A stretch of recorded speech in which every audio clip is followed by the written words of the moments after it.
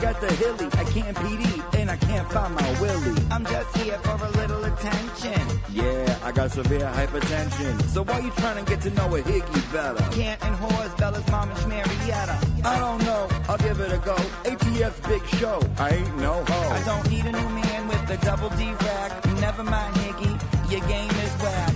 You're the whacker to my weed. Your game is whack. I'm not trying to hear that, see? I'm not one of the girls trying to get locked down. Prince Higgy, baby, Jameson crown. I get down with the hilly low comp ticket. 16 whiskeys is how I kick it. And you get excited for a midnight snack. I already told you, your game is whack. You're the whacker to my weed. Your game is whack. I'm not trying to hear that, see? Your game is whack. You're the whacker to my weed. Your game is whack. I'm not trying to hear that. I like sleeping alone. This won't go all night. A little needy and strange. It's true love at first sight. I'm the real deal. I do what I gotta do. From the rip, my whole heart's for you. Your whole heart is not for me. Not a half, not a quarter, not a claw, not a re. You know what's the problem? You're trouble and you're hot. I'm big, thick neck daddy Higgy. He's not. I got a question, not to be rude. Are you queer? Cause you keep calling me dude. Are you glad that you had walked me out? No self-doubt and you didn't cop out. No last words, I'll just mutter abide. Don't diss the caterpillar and sweat the butterfly. All of them girls must have got you gas. And when they see a good thing, they don't triple bypass. Well, for this town, that's right on track. Cause for me, your game's too whack. You're the whacker to my weed. Your game is whack. I'm not trying to hear that, see? Game is whack. You're the whacker to my weed. Your game is whack. I'm not trying to hear that. What am I? Another pretty face getting you a drink from my military base? All I gotta know is why did you use me? You talking? Psh, excuse me. We can't have nothing. You wear depends. Well, if we ain't getting married, then we can't be friends. Well, then I guess it's nothing. Well, hey, I think you're puffing. Well, pass that weed. I won't weed whack nothing. You better catch a flashback. Remember, you ain't tapping it. You ain't my style, and I'm not having it. All I remember from that late night kiss is I'm more the mister, you're more the miss. Well, look, I treat you good. Treat yourself better. And I'll always come along. Write her a love letter. I greet you every day with a martini at the door. You won't last a year, you're overgrown bed sore. Well, I'm known in this town, and now that's a piss. I got no one to blame but myself and Melissa. You didn't answer me, Karen. Am I a good kisser? Don't remember, had a lot of Hennessy. A lot of girls out there that won't say no. The ones you take to your crib with 𝗵𝗺𝗃𝗃. Boom, now all my feelings is getting fatter. All I want to... My name's Aidan Kearney, also known as Turtleboy. He is a senior editor for Turtleboy Daily News. I'm a big fan. We've broken hundreds of stories that the mainstream media won't touch. Some blogger in Massachusetts who's getting to the bottom of this better than anybody. Why is it Turtleboy that is covering such important issues? Where is the rest of the media? You need to not say that you were gonna take my baby out of revenge and make him a transgender baby. Stop it. Don't you want to ask some questions? I know you do. I do. I know.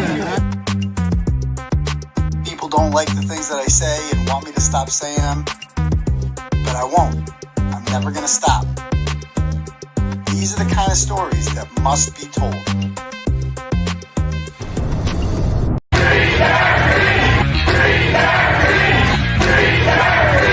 And I will not be intimidated, I will not be silenced, and we will continue on our journey for justice for John O'Keefe and for Karen Reed. Tick, tick, boom. Noise. Go baby, we bringing out toys. Boys, chopper be singing, should be on the voice. Bang, bang, we gon' ride out. Gang, gang, we don't die out. Want it like this, ain't no timeouts. Tell me who really gon' find out.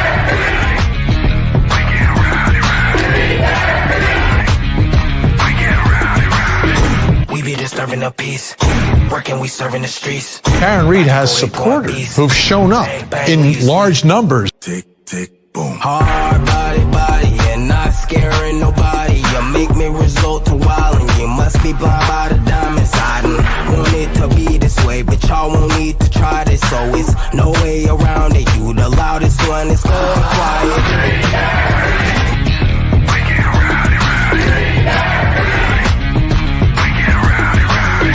We be disturbing the peace, working, we serving the streets.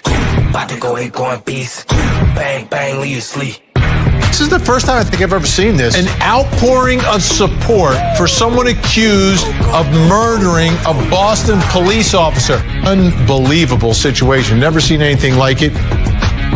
Tick, tick, boom. You can't stop me, so who gon' stop me? can't stop me, so who gon' stop me? You can't stop me, so who gon' stop me? You can't stop me, so who gon' stop me? We be disturbing the peace. Working, we serving the streets. About to go ahead, going beast. Bang, bang, leave you sleep.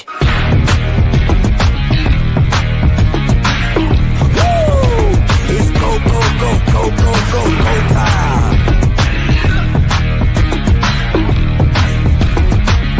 Tick, tick, boom. Boom. What's up, people? How's everyone out there doing tonight? Good? Good. Excellent. Welcome to the live show, ladies and gentlemen. My name is Aidan Kearney. You can call me a variety of nicknames if you'd like. You can call me, first, let me turn this up. Well, I don't like that. Hold on. Can I turn this up? One? Is that a little better? Dude, this thing's going to annoy me. Hold on. Can we do this? That work? It's going to annoy me. I'm telling you, I'm not going to be able to concentrate. As long as that's there, I'm not going to be able to concentrate. If it's got to stop. No, that's too much. Okay, let's go like that. Then that appears. Okay. All right, whatever. No, hold on. Put it right back where it was. We're going to get it right. Okay. What about if I go like this? Change colors. Nope. All right. All right, that's whatever. Okay, I'll deal with it. Anyway, guys, what's going on, everyone? My name's Aidan Kearney. If you're new here, you can call me a variety of nicknames. If you'd like, you can call me Uncle Turtleboy, Turtleboy. A lot of people just do Turtleboy nowadays. You can call me Dr. Turtleboy. Or just Doctor. It's my preferred pronoun of choice. You can call me Daddy if you'd like. For some people, that can be weird and awkward. For others, it can be playful and, have sexual connotations. I'll allow it. So I certainly won't mandate it, but I will allow it. You can call me, what else? 𝗃𝗄𝗵𝗍𝗄𝗃 Kearney. That's my true crime name. You can call me, what else? Oh, Journalism Jesus. Crowd Daddy. That's what Alan Jackson calls me. I don't care what you call me. Just be here every Tuesday and Saturday night at 9 p.m. sharp. And make sure you guys smash that subscribe button for me. All right. Because you're not going to want to miss the show. It's going to be good stuff. But anyway, guys. So yeah, if you want to have your messages read out loud to the class, you can click the link at the top for Turtle Chat. We don't have super chats here. We just have Turtle Chats. So you can click the link at the top. You could pay whatever you want, say whatever you want, and I'll read out loud to the class. Or you can cash at me at $ Uncle Turtleboy. Let me just start reading a couple of these before we get into the elephant in the room, all this federal shit that's been happening, and I'll fill you in on my day. It's a crazy day. Okay. So, all right. Turtlegate sends $25. Says, if you haven't already tonight, can we please take a moment to collectively shit on and laugh at the last piece of McAlberts propaganda in the form of the Fox News article written by make-believe journalist Michael Ruiz. He can't be bothered to fact-check the information about the FBI investigation or unrelated mentally ill women. Yes, we will talk all about that. We will talk all about that, Turtlegate. Okay, thank you. Megan sends $10, goes, Aidan, please comment and report on the grand juror leaked information issue. Will be discussed, promise. Patricia sends $5 and goes, Cosgrove was wearing Brooks sneakers in the courtroom last week. I know. That's like a nice brand. I have some Brooks. It's too nice for him. He shouldn't be wearing that. I thought he'd have, like, for sure, some sort of Velcro shoes that he got from Target or something, like some no-name brand, but it was a nice brand. I don't know. All right. Josh sends $5 and goes, the feds are making moves, more to come for the people in the house, ? No, they're not. So they're not doing, this is the biggest from both sides. I've had about an hour to consume all the content on Twitter, and literally everyone's lost their fucking minds on both sides. Like, everyone's fucking wrong about this. I know more about it than you do. I'll explain it all. It's fucking when I say this is a nothing burger, it's like the definite. You guys are going to be very, very disappointed. Like, it has nothing to do with the Kearney case. So we'll talk about that in a minute. All right. John sends $10, goes, I really enjoyed the Turtleboy tour and getting to know your history a little better. I know you're a busy man, but just curious if you know anything about the Micah Miller case in South Carolina. Interesting case. Thanks for all the hard work. Good luck with your cases. I've heard about it, John, but I haven't had time to look into it. I'll put it on my list for sure. Next up, Laura sends $5, goes Libra Dr. Tortuga, and says that's free the Dr. Turtleboy in Spanish. Okay, well, sounds good to me. Denise sends $25, goes Doctor, my husband and I have been following you since you exposed Leah Genduso, LG1, and so impressed with how you've grown. Please, says tell Meredith I'm sorry for scaring her tonight at my niece's softball game. Did you scare her? I had to run up and yell surprise and get a selfie. I didn't know she's a coach. Awesome. Yeah, she's a great role model. Yes, she is. God bless you guys. Free Turtle Boy, Denise and Chris. Okay. Well, thank you, Denise. And I did not know that happened, but pretty again, I'll tell you about my day. It's been a crazy fucking day. All right. Denise sends $100. Thanks, Denise, and says, love from Texas. Keep kicking ass. Thank you very much, Denise. Oh, Donna said that. Donna sent that. You're going to send $100. Least they can do is get your name right. Huh? Donna sends $100, goes, love from Texas. Keep kicking ass. Awesome. Love my Texas Turtles down there. Hopefully you guys are staying nice and cool. It was like 95 degrees here in Massachusetts today. Must be 1,000,000 degrees down by you. So thanks. Lisa sends $20 and goes, much support, doctor. Can you tell Tara from TikTok to stop looking for higgies, kibbles, and bits? Okay. You heard that. Take that, Tara from TikTok. Lazy sends $5 and goes, with respect, doctor, I think you should update your intro to change it to something about free Dr. Turtleboy or free Crowd Daddy. Karen is free, so I think the focus should be about you. You know what? I will allow that. I was wondering that. I'm like, how long are we going to keep doing the free Karen thing? Because she's been free for almost a month now. So, but we'll see. Actually, I think is today Tuesday? So yeah, and the horror tour continues tomorrow on Nurse Kim, and then I'm going on Calling All Beings on Thursday. Oh, what did I just commit to on Friday?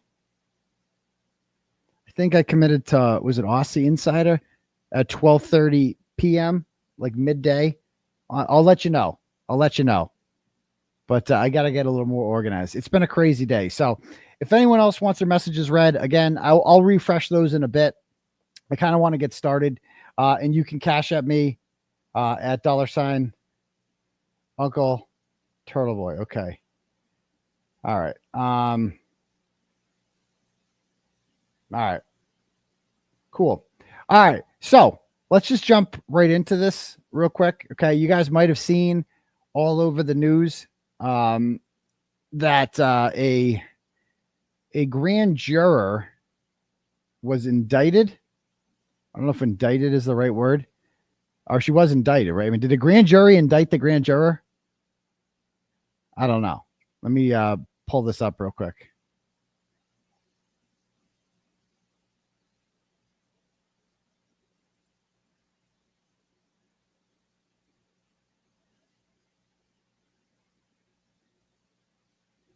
All right, here we go.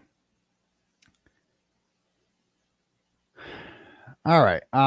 So a Dracut woman has been charged with allegedly disclosing information presented to a federal grand jury to unauthorized individuals.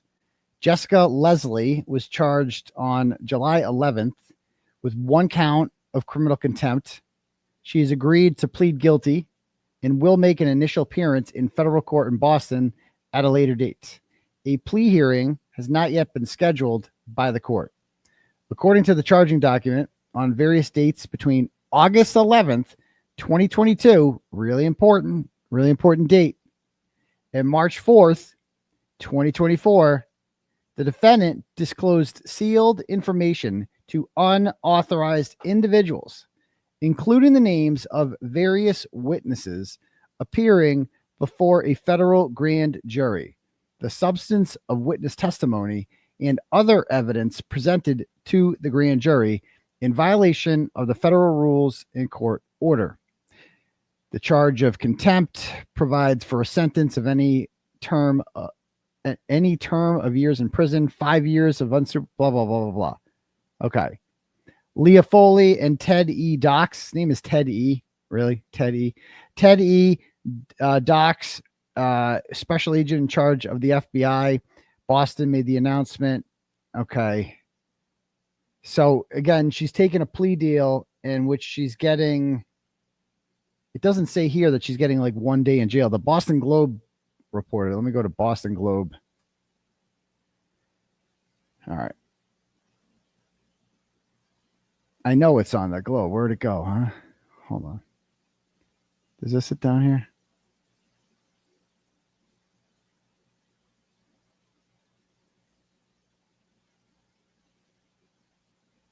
Let me see. Grand jury.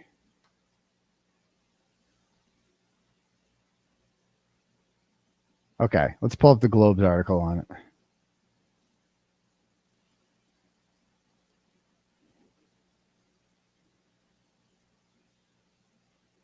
All right. So this is a Globe right up on it. I saw some more information on here.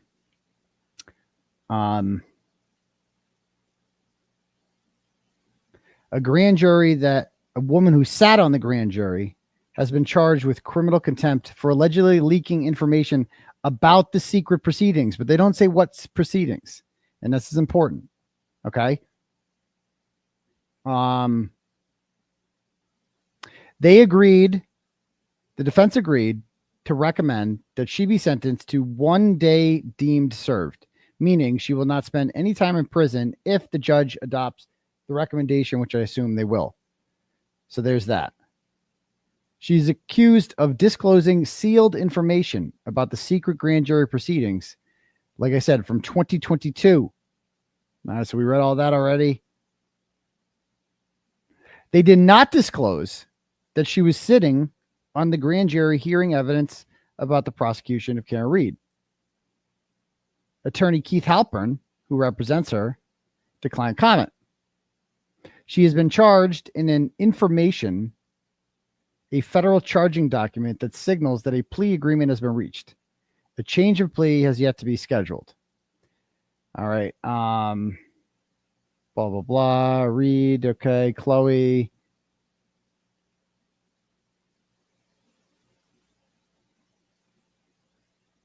But I did like how the Globe put this in here. Federal authorities hired crash reconstruction experts who concluded that O'Keefe's injuries were inconsistent with being struck by a car. I like that. That's a good line. Right? Because they're putting it, this is what Auntie Bev tried to hide from the jury, that ARCA was hired by the feds. Interesting. That is a fact. That they concluded that he was inconsistent with, so he was not hit by a car. That implies that the feds know that Karen Reed didn't do this, just like the jury knew. All right. The federal crash reconstruction report was part of the 𝗃𝗏 report, including grand jury statements by witnesses that the U.S. Attorney's Office turned over to her lawyers prior to the start of the first trial. Okay. The U.S. Attorney's Office declined to comment on the federal investigation. However, it was disclosed during state court proceedings in Reed's case that all of the people who were inside the Alberts home around the time of O'Keefe's death were subpoenaed to testify before the federal grand jury. In March, state prosecutors revealed during pretrial proceedings that the federal grand jury looking into handling the case was closed. Okay. So this person was on the grand jury from what year? From when to when? This person was on the grand jury from till March 4th, 2024. So she gets off the grand jury right before the second trial starts. Right after the 𝗃𝗏 documents got released, if I recall. Right. So, but this is the important date. Okay. That was not a typo. The 8/11, that was not a typo. So how a grand jury works, if you sit on one, you go like once a month and you hear tons of cases that they bring to your attention. And if you vote to this, and it takes, like, my grand jury in my case took like a month because they met once a week and they bring in like 5 or 6 witnesses every time.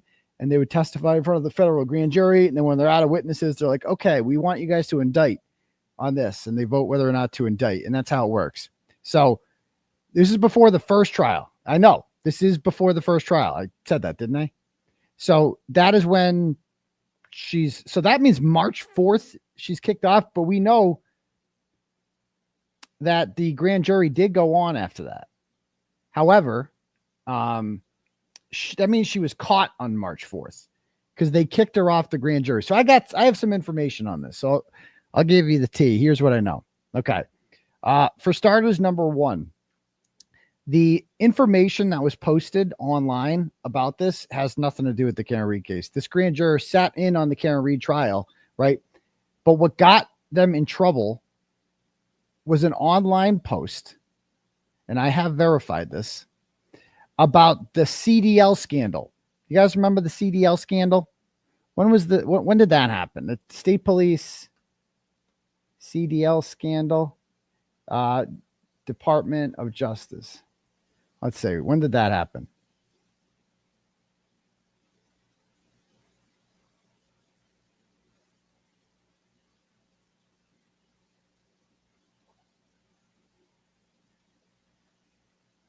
It looks like they pled guilty to this. These guys that were involved in this. This was the allegedly. And there was also a post about the Birchmore thing. So both of these were posted about ahead of time. I'm going to show you this. Hold on.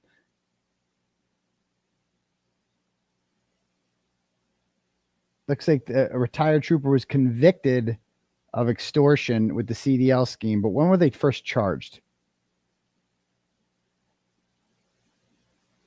A former state police sergeant was convicted by a federal grand jury on Friday for giving out false passing scores to numerous CDL applicants in a year-long conspiracy. All right. Gary Cederquist was charged in a 74-count indictment in January of 2024. There you go. Does that not confirm what I just said? January 2024. That was the thing that got the grand juror in trouble. She didn't post it. She was telling people about it. And I know this because today, right before the show, I was on the phone with somebody who this person sent that information to. And this individual was visited by the feds about it, about this post. The post had nothing to do with the Karen Read case. Nothing.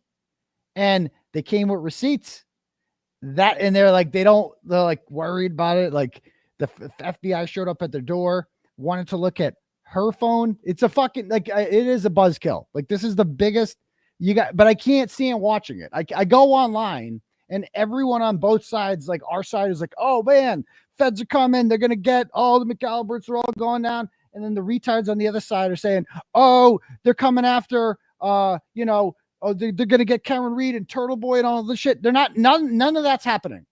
This is all over a fucking post about the CDL shit.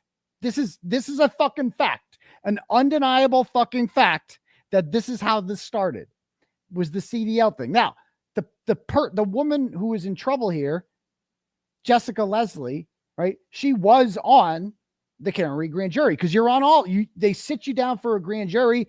You hear all the fucking cases. You hear all of them, but nothing of that nature about nothing sensitive about the Karen Read case was posted online. None of it. And when they say leaked, right? They saw the first thing that they saw was the post about, it was something about, look for this in the news, about the CDL thing, So the feds saw that. And then I assume what happened, I don't know, this is speculation from this point on. Now that they visit this woman who's made a post about the CDL thing, and they go to her and they're like, we need to look, they can, remember they did with Proctor, they can just go through your phone without even looking at your fucking phone, right? They see everyone she's coming in contact with, and they see that she knows the grand juror. So that's how they got the grand juror. That's it. That's the whole fucking story. That's the whole fucking thing. That's it. That's the whole school. Everybody's fucking going online, and daddy has to come in here and calm everyone the fuck down. Like, Jesus Christ. The Globe never says at all that this is about leaking information about the federal grand jury, right? I could come up here and lie to you and be like, oh yeah, they're going to get the McAlberts. They're going down. I'm not going to lie to you. I'm going to tell you the truth, whether it's good, bad, or indifferent. That's the fucking truth. This is all about a fucking the CDL scandal. This whole fucking thing. This woman just happened to be on the Kearney case, and they dropped her on March 4th, right? Before the trial began, right? And look at this happened in January of 2024. The fucking dates line up. Boom, done. Daddy's here. Sorry, kids. You know? So, anyway. All right. So, yeah, that's it. So, anyway, I want to talk about stupid people for a minute. Like Darragh Murphy, who, what the fuck, Darragh? What's your fucking problem? So, we need to talk about this bullshit that she posted. Because, goddamn, my lawyers see this. They're worried about it. And I'm like, oh, my God, you have to be fucking kidding me. So, we need to clear this up. So, again, I want to like this woman because she's a Karen Reed supporter, and I've defended her before when her sister, Erin Murphy, was a Boston City councilor, and Darragh was she was against Kendra Lara. Remember that ratchet Kendra Lara? And Kendra Lara called Darragh a racist, and I defended Darragh over that. I didn't know her at all. Thought we were on the same side here, but apparently she likes to spread misinformation about me. I don't know why. And it needs to get called out. Okay. Because this is, I texted her about it. No response. I go, what you posted is complete disinformation. And if you had any dignity at all, you would remove it and make a post saying, I got this one wrong. But this is what she posted. So she goes, number one, if somebody posts about something on the Karen Reed Justice Facebook page about a federal grand jury, do not delete it. And says, this is from my impromptu live on July 14th, 2023.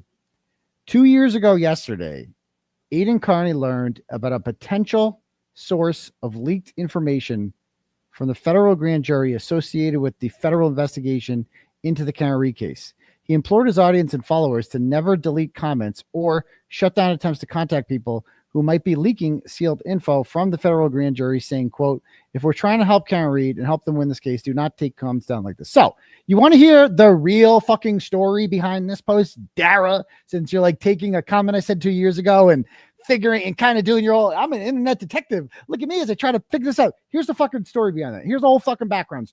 All right.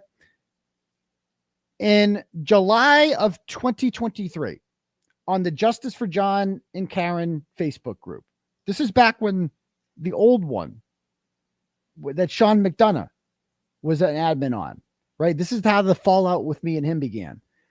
All right. And somebody in the comments on one of the posts, or maybe somebody made a post, and they said something to the effect of, I'm on the federal grand jury, and I know what's going on in the Karen Reed case, and I know about this, or I know someone who's on the grand jury. I don't know exactly what they said. Whoever the commenter was, it was some random person. They claimed to know information about the federal grand jury. Okay. And Karen Reed, this is back when Karen Reed and I would talk every day, and she saw it. And she's like, and then all of a sudden the post was gone. The comment was gone. And she was like, what, why did that post come down? And I'm like, I don't know who took it down. I'm like, I went on. I'm like, oh, Sean McDonough took it down. He's an admin on that group, right? And so Karen's like, why would he take that down? He's like, we want to follow up on those leads because we don't know anything about the federal grand jury. Karen's whole legal defense team was basically in the dark. The feds didn't tell them much at all. The feds never told them a thing. The feds would ask them questions, and they could glean information from the kind of questions they were asked, but they never knew specifics about what they were actually doing or anything like that, right? Until they got the 𝗃𝗏 report. They had no idea what was going on. And so when Karen Reed and her defense team sees somebody posting online that they claim to be a federal grand juror, they're like, well, that's interesting information. We'd like to learn more about that. They just wanted to learn more. That's all Karen Reed wanted. She saw somebody commenting and she's like, oh, what's that about? And then when it was deleted, she's like, why would Sean delete that? That's interesting information that we would like to follow up on. Okay. That's it. We want to, like, that's an interesting information. We don't know anything about that. So I messaged Sean in the Gulf and I'm like, dude, why did you take that down? And I'm like, he's like, oh, it can't be up. He goes, that's going to get that person in trouble. I'm like, I don't give a fuck if it gets that person in trouble. That person is volunteering information. If they could be lying, first of all, they could be full of shit. But if they are telling the truth, that's not my fucking problem. That's their problem. Okay. If that person's actually a grand juror leaking information about the federal grand jury on a Facebook group, right? That's something I have an interest in as a reporter. That's something Karen Reed has an interest in. If that grand juror gets in trouble for it, I don't fucking care because it's not my problem. It's their problem. But if they just want to offer up information, I'm going to take it. See what I'm saying? I'm going to take it. So I did this whole Sean, but what does Sean in the Gulf tell me? No, you don't know what you're talking about. I worked for the feds for a long time. I'm a federal this. That's when he started swinging his dick around and being like, oh, I'm no, you don't know anything about this. We're taking it down. And I'm like, bro, but I'm telling you, Sean, Karen Reed herself, I spoke with her. She's interested in what this person has to say. Can you stop deleting information? Can you stop? And he refused. He just refused to. And that's when the rift with Sean in the Gulf happened, is because he was deleting comments about someone who claimed to be a federal grand juror who could have been making it all up. We don't know because we didn't get the follow up on the lead. I don't even remember who the fuck posted it. The comment was gone 10 minutes later because Sean decided that he was going to be the regulator of information on that page. And he would decide what you guys were allowed to talk about and what you weren't allowed to talk about. So he goes on to say, 2 years ago, Aidan Kearney learned about a potential source of leaked information from the federal grand jury associated with the federal investigation. No, I saw a fucking comment, Darragh, on a Facebook group. That's all.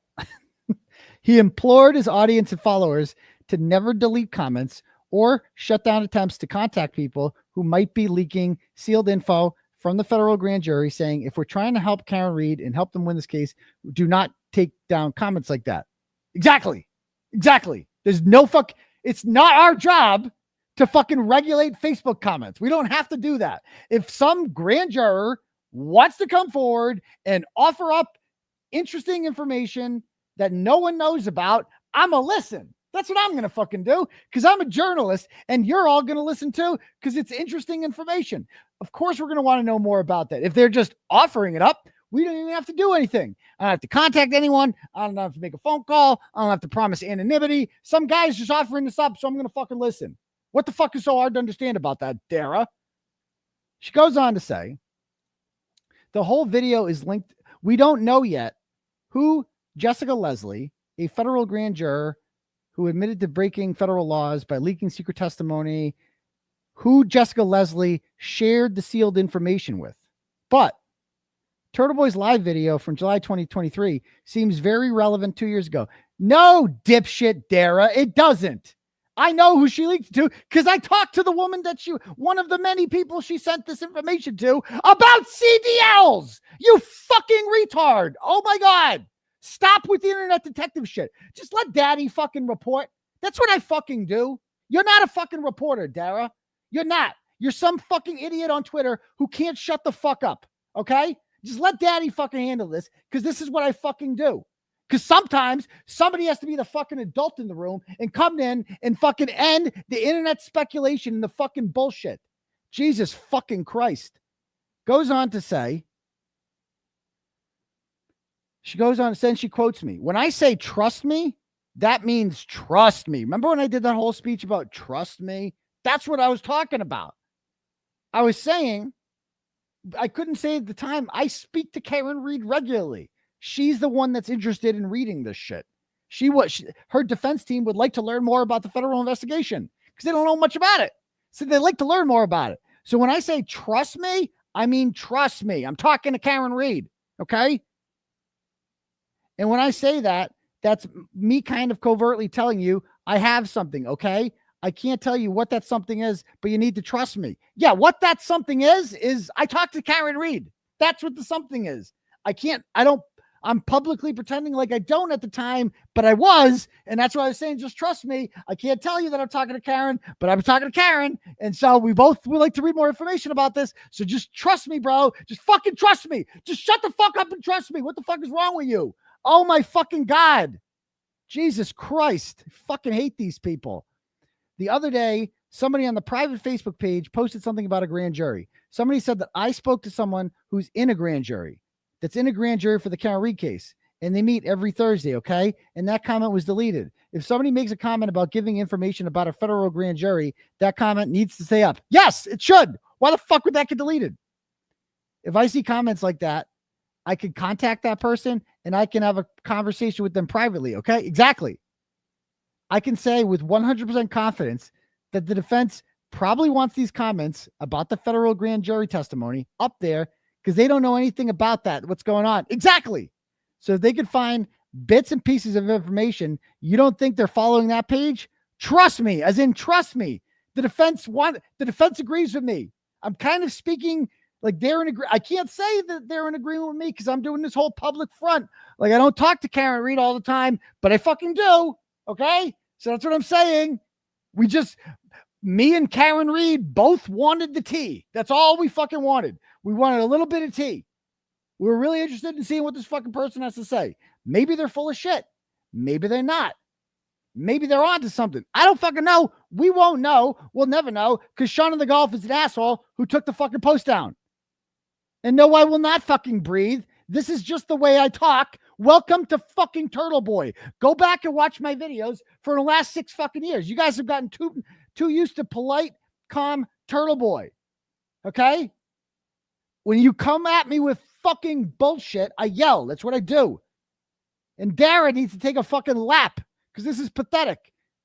Oh my God, the rumors you're spreading. No, you fucking idiot. Okay? Then this one. Somebody goes, Harmony goes, his reporting, it isn't illegal, right? I wonder if a certain DA's office found out who the juror was. That'll be a nefarious story here. No. And then Darragh says, it can be very illegal to receive sealed info from a federal grand juror. No, it's not. Another graduate of the Twitter law school. I wish a grand juror had sent the information, but unfortunately they didn't. This is the first time I've ever heard the name Jessica Leslie. I have no fucking clue who she is. None. Until right now. She's some chick from Drake It. I don't even know what her stance is on Karen Reed. I don't. She could be a Karen Reed supporter. She could be a McAlberts supporter. I don't fucking know. I have no idea what this chick is up to. I don't know anything about her. I wish she had been a source to be, because then I would have really cool information to go on. But I didn't. I really wish I did. I didn't. All right. But she had information about the CDL scandal. She knew that thing was coming out. So she goes on to say, so, and by the way, this is like, you know, like if you receive leaked information, you are not committing a crime by receiving information that you did not solicit. Like I didn't ask anyone to send me illegal information, but if people are just sending it to me, yeah, I'm going to take that, and I'm going to report it too, because I have a right to report that. You have the right to report things that are reported to you. It's not a fucking crime. Period. If you're just going to give it to me, I'm going to fucking report it. Pentagon Papers, anyone? Yeah. It depends on how the person got the information. Was it inadvertently? How much info they got? What the intent of their receiving it was? Intent of receiving it? First of all, I didn't receive anything. And if I did receive it, then I can do whatever the fuck I want with it. And what they did with the information.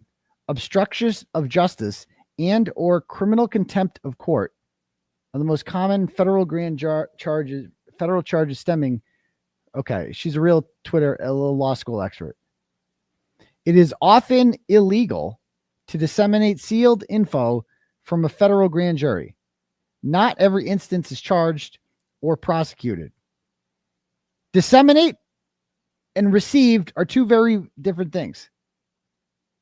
Receiving sealed info from a federal grand jury very often is charged as a crime of obstruction. No, it's not. It's not. You have no fucking clue what you're talking about. I don't know why you feel the need to talk there. You should just stop. Or don't. I don't really care. Make a fool of yourself. Then somebody says, my point is Turtleboy knows what this was about. He is currently reporting about what happened. Nothing to do with Karen Reed. Nothing was leaked about the Karen Reed trial.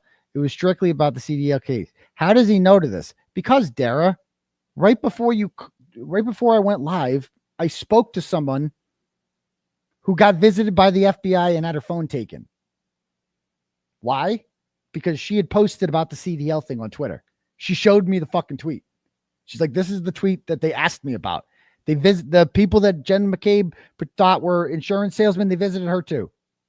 And they asked her, what's up with this tweet? How do you know this? And it all came out. And that's how they got Jessica Leslie. Case closed. Columbo up in this bitch. That's it. Let's see. That juror was on every case the feds was looking into, probably including the Farwell case too. Well, no, Darragh, if you read the report, she was kicked off before Farwell was indicted. So we did not have this other source of information did not post that Farwell was indicted because her friend was no longer on the grand jury by then. So there's that.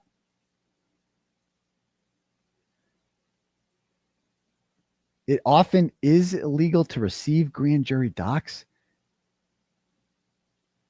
If Jessica leaked the info by blabbing to her boyfriend or whatever, and then he bragged stupidly on social media about it, but nothing came of it, then no, the feds probably wouldn't prosecute it. No, that's actually not her boyfriend, but that's basically what happened is she just told people about it.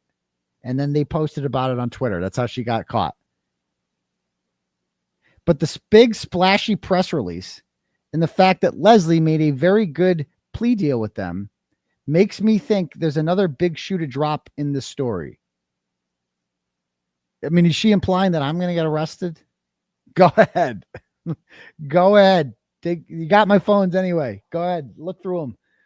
I've never spoken to a grand juror in my life. What? I wish. This is fucking crazy, man. Just absolutely crazy. This misinformation out there. It's just wild. I mean, seriously, what is this shit? Hold on. I want to post this. I want to see this more.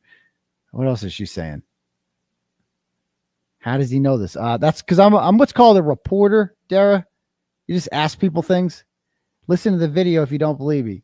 Yes, you are implying a lot of people who would be uninvolved and unaware of the federal grand jury are involved.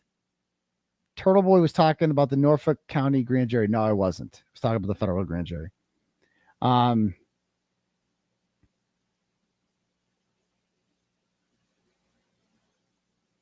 What?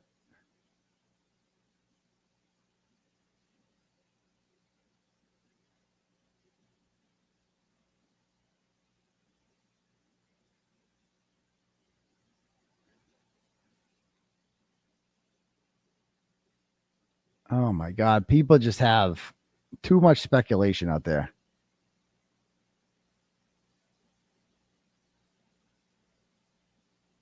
I'm just going to call Darragh. I'm going to call her right now. Hold on. Oh, she's texting me.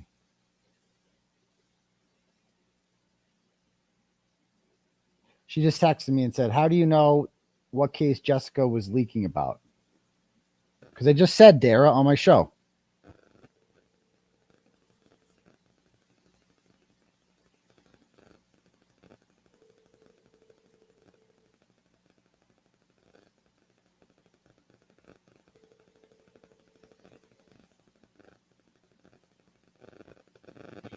Hey, Darragh, it's Aidan. We're live. Hey. Yeah. So look it. I wanted to get you on here about your tweet. Okay, so look at what that's supposed to mean. No, about the tweet. It's filled with this information. You're insinuating that I'm somehow involved in this. What's false information? Your tweet doesn't imply that rant I had 2 years ago had nothing to do at all with this. Nothing. You know that, right? Had nothing to do with what? Had nothing to do with what happened today with 𝗄𝗲𝗄𝗏. Nothing to do with it. Okay. How do you know? How do I know what?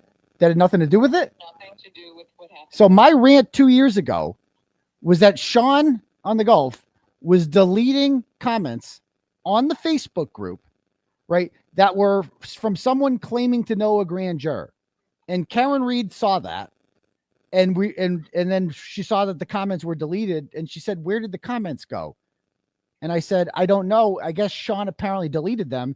And she said, "Can you ask him to not to delete stuff like that? Because we're interested in learning more about the federal grand jury, because we're kind of like in the dark about it." And so I asked Sean politely, "What's up?" So she wanted to know. Yeah, she wanted to know. They're in the dark. They didn't know anything about it. Who wouldn't want to know? Exactly what you said back then. So what does that have to do with what happened today? What happened today is that somebody from the grand jury was apparently leaking stuff about the Karen Reed case to somebody. Not necessarily you. I'm not saying it was you. To what? Of course you're implying it's me. No, what I'm saying is that back in 2023, you made it clear that people close to Karen Reed wanted information from the grand jury. Who wouldn't want information from the grand jury if they're just offering it? Right? Not supposed to offer it. Yeah, but that's not Karen Reed's problem. That's the grand juror's problem. If they're just offering it up there, you're not required by law to put your fingers in your ear and say, "I didn't hear that." Right. So what are you implying? Karen Reed did something wrong? What did I say that was wrong or inaccurate? You're trying to tie the two together. That is like you're implying. You're clearly implying. You said in 2023 that Karen Reed would be helped by getting leaked information from the federal grand jury. And today we learned that someone on the federal grand jury leaked information about her case to somebody. So She got a sentence of a day suspended. I'm aware of that. Clearly imply that this 𝗄𝗲𝗄𝗏 person is making some kind of a deal. Yeah, that's speculation. But It's a lot. Why would the Department of Justice put out a big splashy press release about some dinky little, she was talking at a bar or something? It's obviously some kind of a story. So You pretending that it's not. It's not.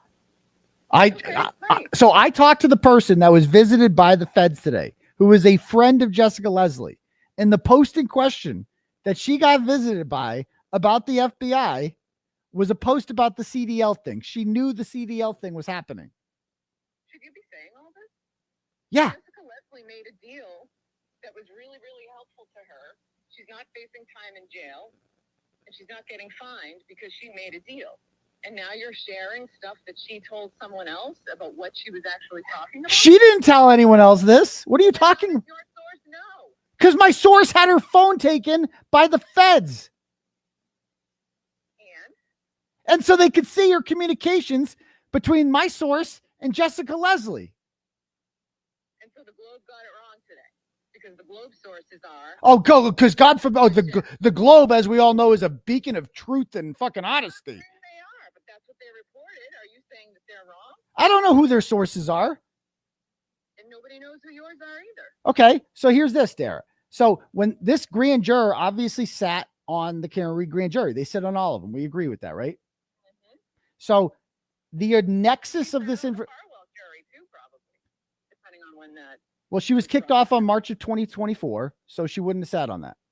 So, because he wasn't indicted until August.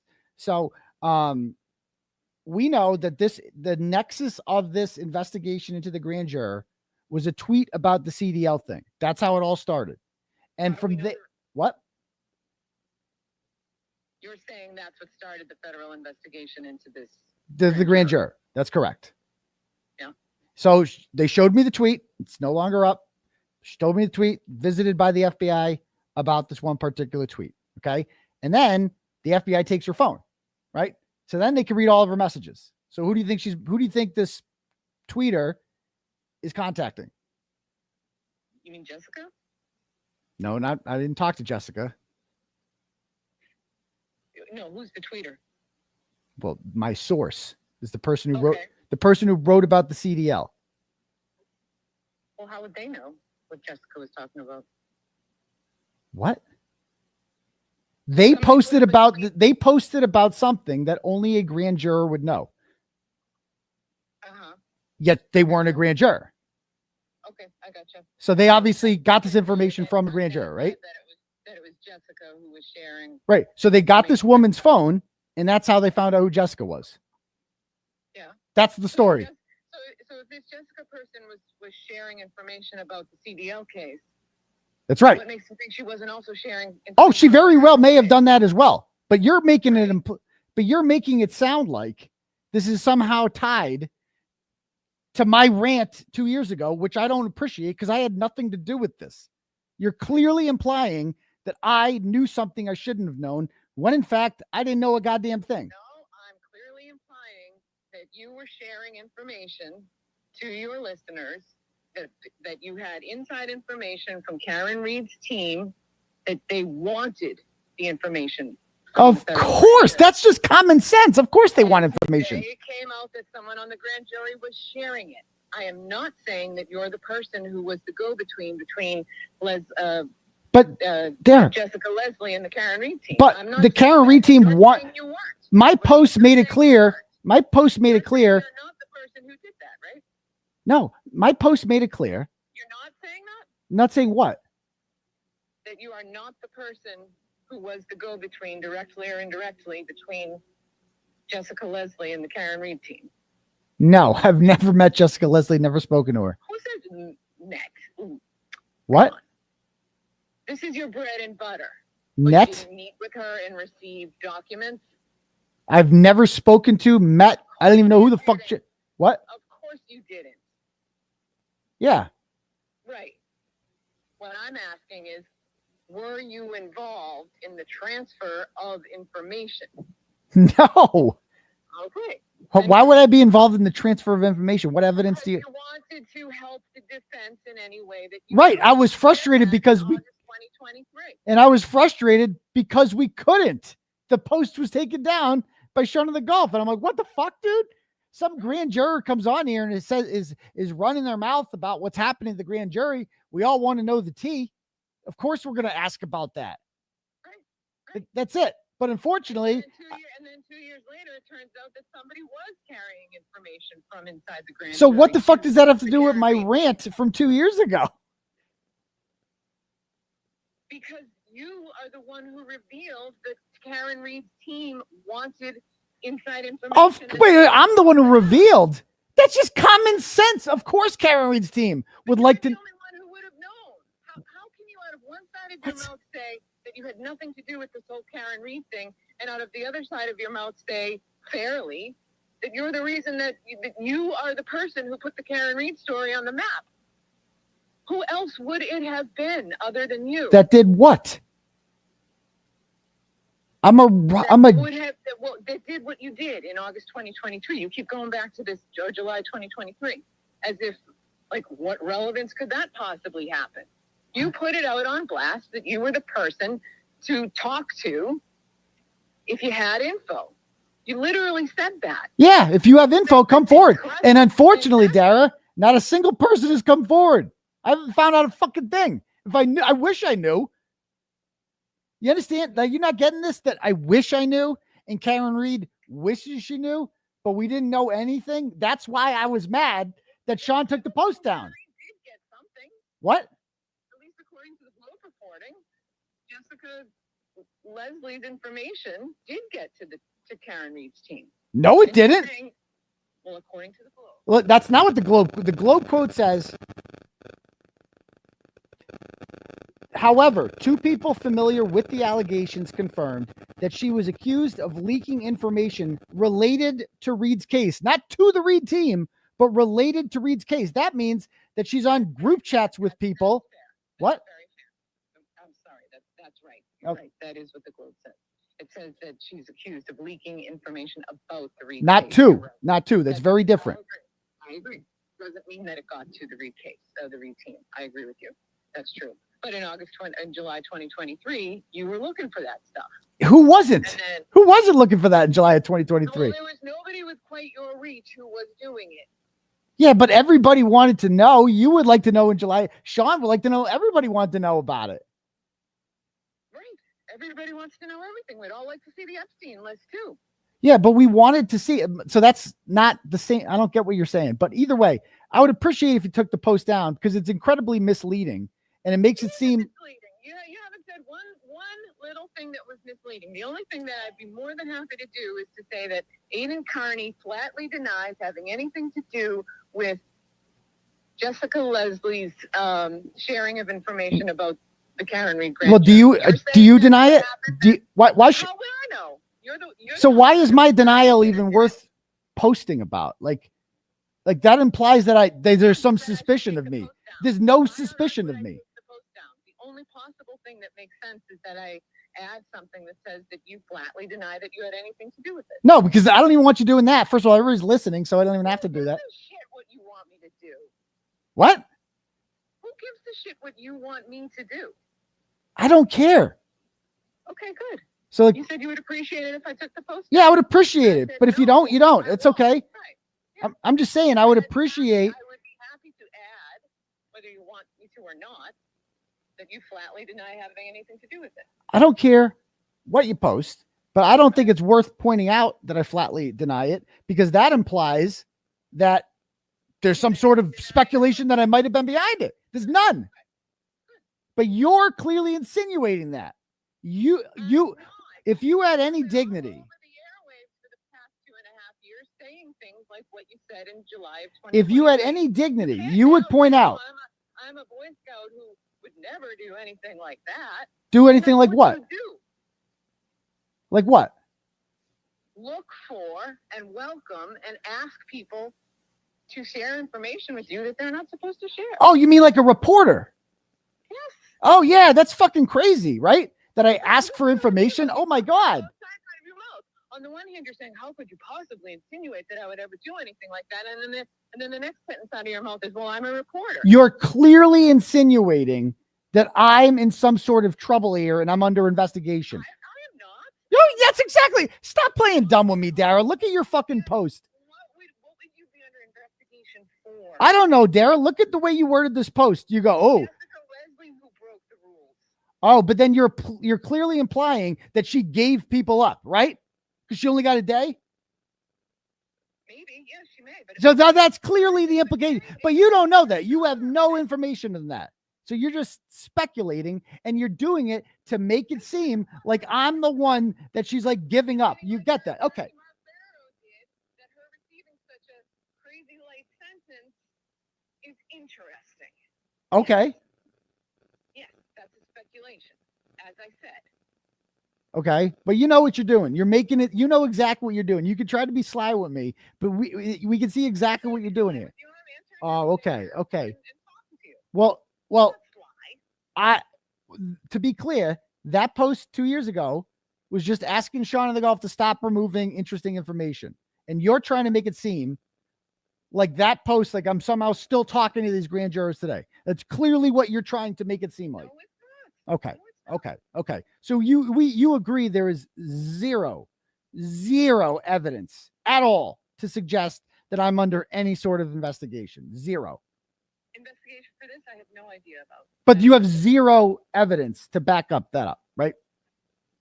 I have no idea about anything to do with any kind of federal investigation into you. Okay, so you have zero evidence. So thank you for confirming you have zero evidence of that. I've never said that you're under investigation. All right, thank you. Oh, you've definitely implied it, but we'll agree to disagree. So why post about it? Wait, no, you said it is a crime. You said it in one of your responses. It is depending on what the person who receives the impounded information does with it. It depends. Sometimes it's charged and prosecuted. Sometimes it's not. Can you show me a time when anyone was ever prosecuted for being offered information without asking for it? You know, that would not be a crime. Yeah. So, but you said it was a crime in your tweets. No, I didn't. I said it is sometimes prosecuted as contempt of court. Yeah. Obstruction of justice. Okay. So it is. So it is a crime. You're prosecuted for crimes. For God's sake, it Oh my God.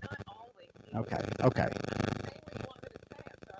You are saying what I want you to say. You're proving that your thing is full of shit. And you admitted that you were wrong about the Boston Globe thing. You misquoted them. Who's got rewind the tape? 5 minutes ago, you just said that the Boston Globe claimed that information was given directly to Reed's team. Then I got you to admit that it's not what it said at all. Do you not remember that? No, I remember. I thought it was I who said that the Globe reported. Yeah, you're right. Yes, I am right. Correct. I am right. Correct. Yes. Okay. Oh, I got to go back to the show. I just wanted to clear that up. Thank you. Okay. So, Jesus Christ. Anyway, when I'm right, I have to be right. Like, it's just one of those things. I don't like losing arguments, and I don't back up what I can't say. It's absolutely bullshit. I wish I knew about the grand jury. I wish. Don't you understand this? Like, if somebody came to me and offered me information, I would listen. 100%. I would listen. Unfortunately, no one ever did. And no one ever went to Karen Reed, which is why she was dependent on Facebook group comments. That's how in the dark Karen Reed was. If anything, all of this proves that both Karen Reed and me didn't know fucking jack all about the grand jury. Nothing. I wish I did. That's all. So anyway, people say move the phone. Oh, great. Static. Yeah, whenever I put the phone close to the microphone, it causes static. So I apologize. All right, I'll put it over here. Anyway, so yeah, guys, I wish there was more. I haven't had time to catch up on this. All I see, I just wanted to crush the rank speculation out there. As soon as I found out that this was about the CDL thing, that's what set them off. And of course, after that, I mean, think about it. So they see the post about the CDL. They visit this woman. They ask for her phone. They take her phone. They see everyone she's communicated with because they probably found out about the grand juror through this tweet. Okay. So they see a tweet. Someone's sharing information that the public should know about. And then they go, let me see your phone so we can see everyone you communicated with. And, look, you were communicating with somebody who's on the grand jury. Boom. Then they go to that person and they go, give us your phone. And they read all her chats. If that woman sat in on Michael Proctor's testimony at the grand jury, she's obviously talking to someone about it. So there you go. That's it. The CDL thing was the nexus of how she got busted. And then they got her phone. And she's not like leaking it to me or whatever. She's talking to like her fucking girlfriends and shit. She's like, got the tea. She's probably like, don't tell anyone. Don't tell anyone. I don't think, and then because she tells her friend who has like fucking 35 Twitter followers. And then her friend blabs about it. And then here we are. That's it. Mystery solved. That's the whole fucking scandal. And why is she only getting a day? Because it's not a big fucking deal. That's why. It's a woman who is like leaking shit to her girlfriends. That's what they mean by leak.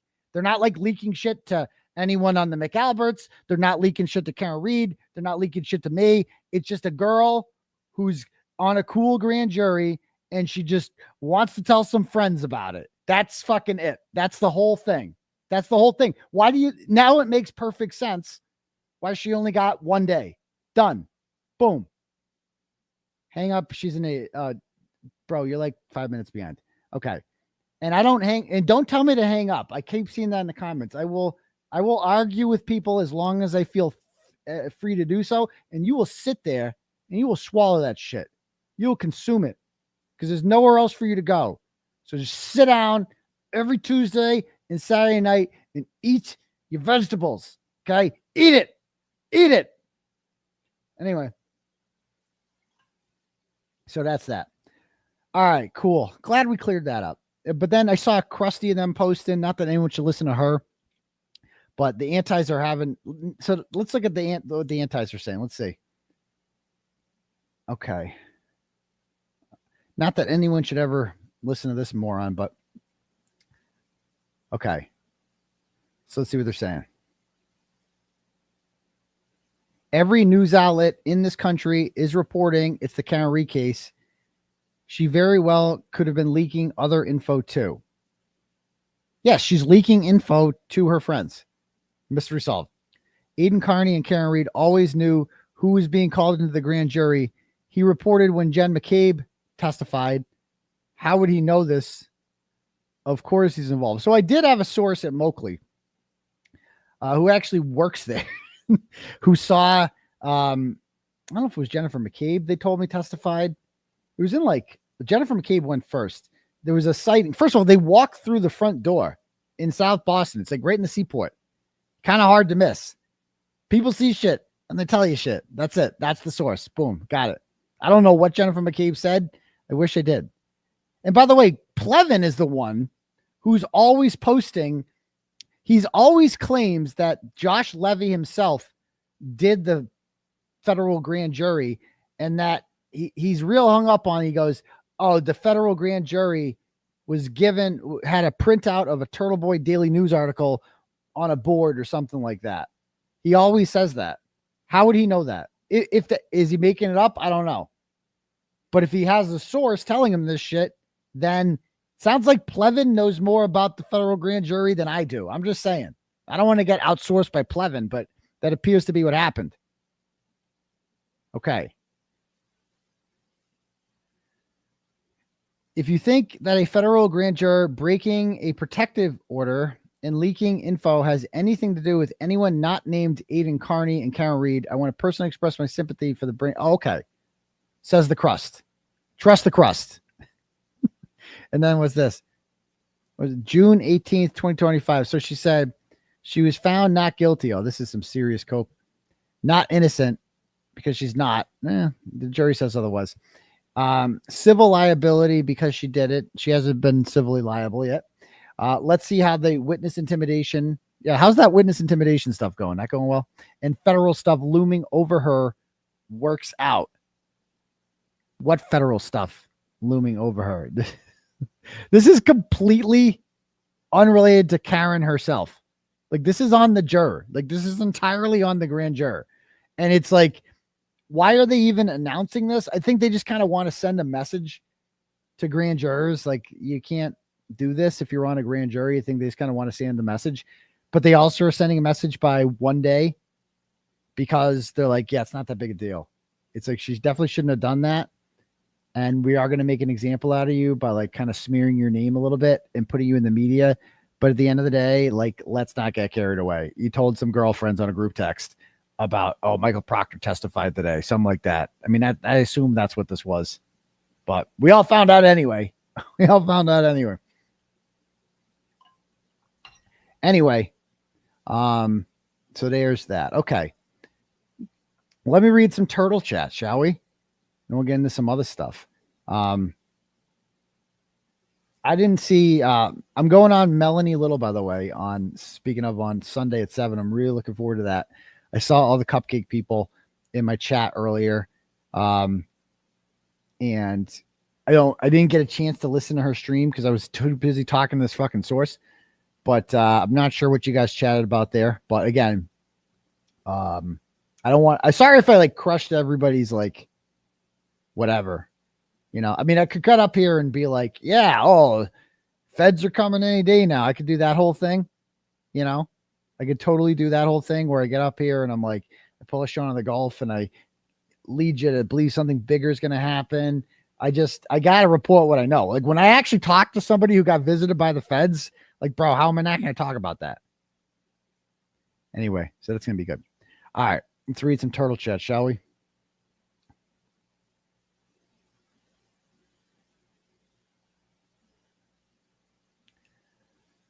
All right. Dylan sends $5, goes, if the Fed window for their grand juror leaking opens up in August 22nd, 2022, when did Higgins and Albert ditch their phones? Where's that fall in relation to the opening window for the federal grand jury leaks? Good question.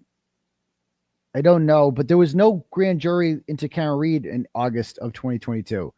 Again, they sit you on these grand juries and then they just keep calling you back. You hear a whole bunch of cases. So yeah, I'm sorry. I'm such a dream crusher. I know. My bad, Angela. But again, they brought her on, and then a huge case happens to come towards them. The Fed stuff didn't begin until, with Karen Reed, didn't begin until I believe it was April of 2023. April 2023. That's when April 10th was D-Day, when they all got visited by the feds. That's when she said she was 𝗃𝗃 and blah, blah, blah, blah. So that's that. Okay. Next up. Jody sends $10, goes, thanks for all you've done and continue to do to find justice for Karen and John. And now John. Well, thank you very much, Jody. I appreciate that. Lori sends $5 and goes, have you heard of the Las Vegas strip shooting caught live on YouTube? I would love to see you cover that. No, I did not see that. Sounds pretty gruesome. Thank you.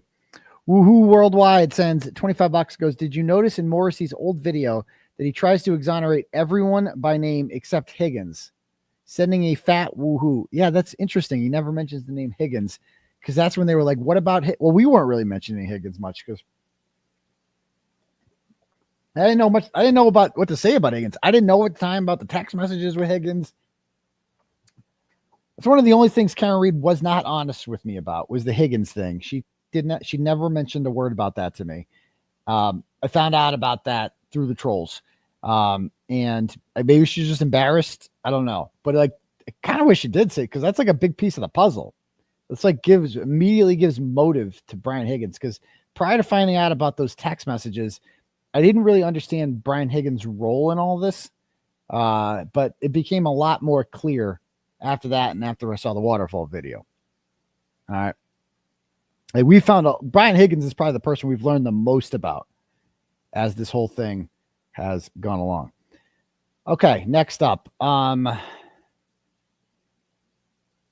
Kelly sends $10, goes, hi, Turtle Boy. I love your shows. Thanks for all you do. Are you doing cameos on the Cameo website? I can't find you. I do my own cameos. It's funny. Cameo, I applied to be on Cameo a couple years ago, and I never heard back from them. So I just started doing my own. And then they contacted me the day Karen Reed was acquitted. They sent me a text. They're like, oh, we saw that you applied to do Cameo and whatever. I'm like, oh, so now you want to talk to me, huh? Okay. I don't even, I guess I'll call him back. I'll call him back because I'm like, I don't really need you. I just do my own cameos. Like, so, but then it's a little more complicated. Maybe I will contact them and try to get on their website. But for now, I just do it like, I just send you a text. I just text it to you. Yeah. You ask to make a video, you send me money, and then I fucking send you a personal video. I did a bunch on Christmas. All right. Next. Christine sends $100. Woo. Thanks, Christine. And says, I went to the justice.gov. The FBI is watching social media. I was a grand juror in New York. It is a 4-month ordeal and not a joke. Use this toward your defense. Well, thank you, Christine. That's exactly what I will do. Yeah.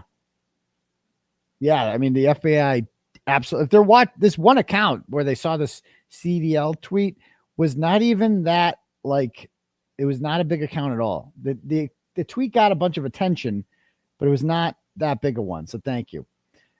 Jalen sends $10, goes, can you wish the captain of the sex cult goblins and longtime OG Carrie a happy birthday? Oh, it's Carrie's, Captain Carrie's birthday, huh? Happy birthday, Captain Carrie, captain of the sex cult. She is the OG of that. That's true. So happy birthday to Carrie. Okay, thank you. Let's see. Blake sends $25 and goes, shout out to my wife, Lindsay, Lindsay Draper, who watches you every live stream and got me to start watching. She also loves Karen Reed Freed t-shirt I bought from your store. #free Turtleboy. Well, thank you, Blake. Sounds like you got a good wife there. So thank you. Happy wife, happy life. That's what they say. Holly sends $5 and goes, who pissed in Darragh's Cheerios? At least she answered the phone. I'll give her that. I mean, she talked herself in circles there, and she just can't admit that, like, she knows exactly what she's doing by that post. Because notice there was no post about, like, oh, is there any did this grand juror leak information to Darragh Murphy?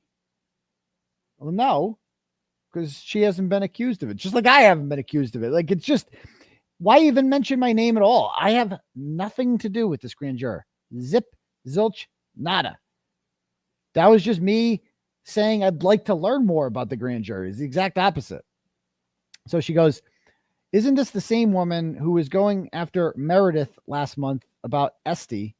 She seems to get hard about getting you in trouble. It's giving 𝗀 of the Gulf vibes. Well, that is how, I mean, I always liked Darragh. We're supposed to be on the same team. But that is how when 𝗀 of the Gulf wrongly reported that Michael Proctor was fired like 8 months before he was fired, Darragh like reshared it. She's like, oh, 𝗀 of the Gulf reporting. And I messaged her and I'm like, that's wrong, Darragh. And she just didn't correct it at all. And she kind of stood by 𝗀. And so she was wrong about that. And she just can't admit when she's wrong. So she was wrong about 𝗀 of the Gulf. She was wrong about 𝗵𝗲. It's like kind of her thing now. It's just being like a little antagonist, you know? Like, bro, chill. You don't got to start a fight over everything. Okay. Anyway.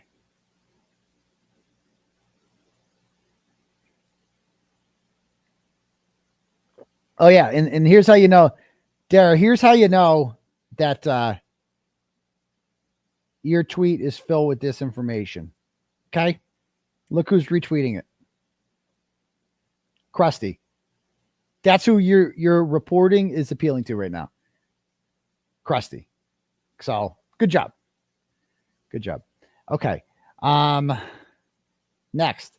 Crystal sends $10 and says, hi, it's me. I'm the problem. It's me. I was wrong about the grand jury.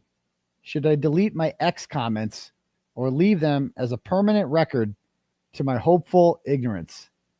There's nothing wrong with deleting. There's nothing wrong with deleting, you know, but I get it. I get it. You're going to do what you got to do, you know, is what it is. But you can't trust the crust. You can't trust the crust. That's all I know. Okay. Next up.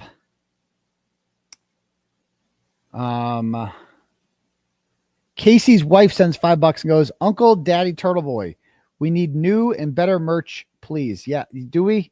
Yeah, we got to update the store. I know we need some more Karen Reed Freed merch. We didn't really take advantage of that. We got to get on that. So thank you. I mean, I'm wearing a Ken Mello shirt right now, but it is what it is. Okay. Next up, Bobby sends $25 and goes, speaking of Darragh 𝗵𝗲𝗄𝗃, aka Brooke Parker Zarbano, go fuck yourself. Innocent people don't change their name after being featured on a Dateline episode for hiring people to murder their ex. Justice for John LaChapelle and Free Turtleboy. What? I don't know much about that. Now I'm going to have to Google that. Brooke Parker Zambano. Oh, she's a realtor, it says. Wait, did she kill someone? Wait, I got to read this turtle chat. Now I'm curious. Darragh 𝗵𝗏𝗏𝗃. Let's see. Let's see what comes up for her. Says she's, oh.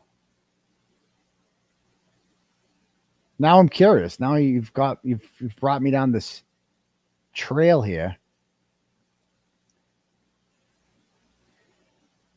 John LaChapelle, he was killed in Thailand by two men that confessed that they were hired by Darragh 𝗵𝗏𝗏𝗃 to kill him.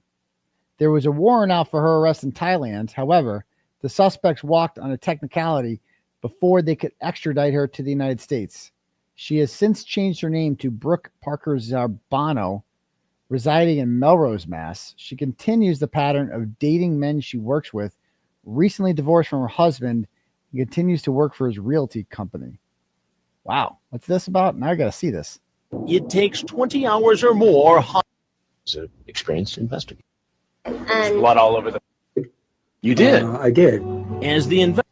Do whatever she wants. And anyway, I'll have to learn more about that, I guess. Interesting stuff. But yeah. Anyway, back to this. Donna sends $5 and goes, Darragh is a troublemaker. She did the same thing to Meredith, implying that she was the 𝗵𝗲 account. She did. She definitely implied that Meredith was running the 𝗵𝗲 account. And then when Meredith didn't like admit it right away, like she's like, I forget what she said. She responded to it and was like, what? this is ridiculous. And she's like, so do you admit it or not? And it's like, what? Why does she, what? You can't just throw names out there and be like, do you admit it? Do you deny it? You know, some people are just completely innocent. You can't just go fucking naming names and throwing shit out there with zero evidence whatsoever.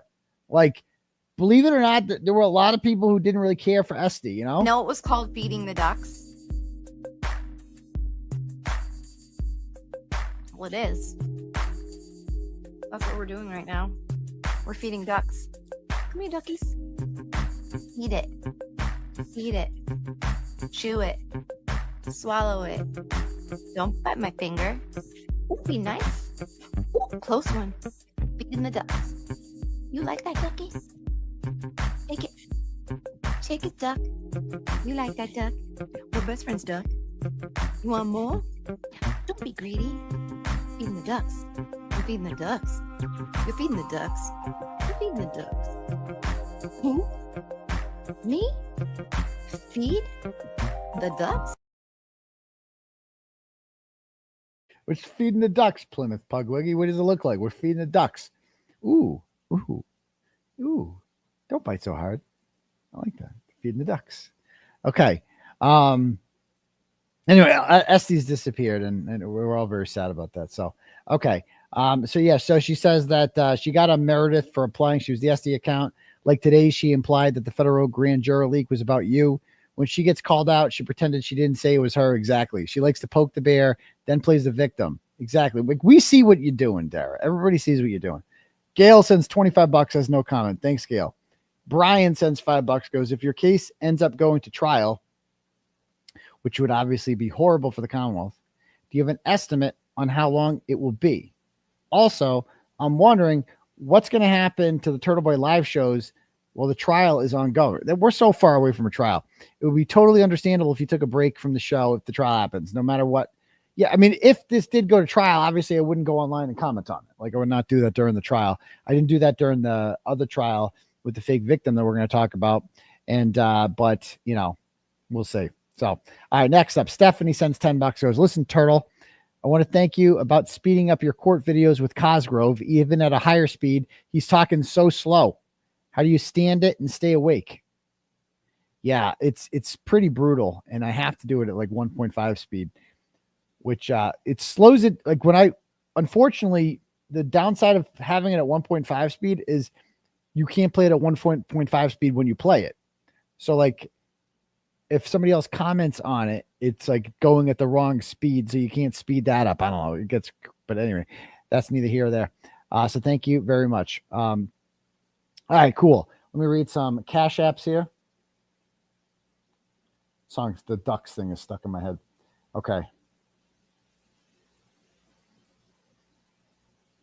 Feeding ducks. Okay. Ooh, behave. Okay, Julie sends $10 and goes, who the fuck is Darragh?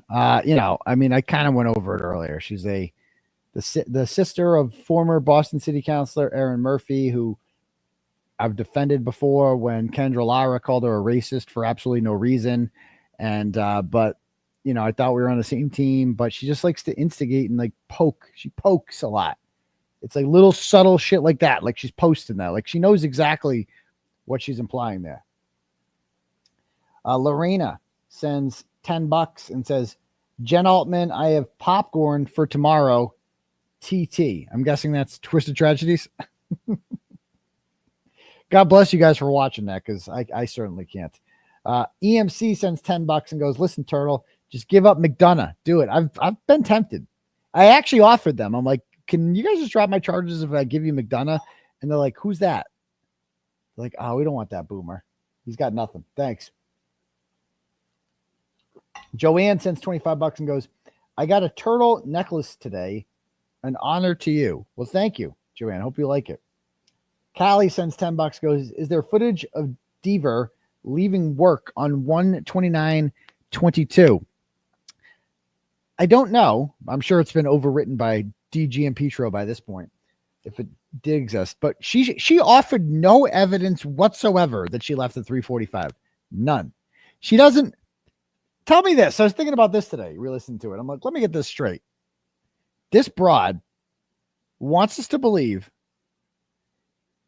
that she created this false memory, a very detailed false memory of two specific men, Higgins and 𝗵𝗂𝗺, being alone for a wildly long period of time in the 𝗲𝗵𝗺 garage with Karen Reed's car, which she called strange. That whole thing was just something that came into her brain for no apparent reason, but never actually happened. Right? She just totally misremembered that one. But yet,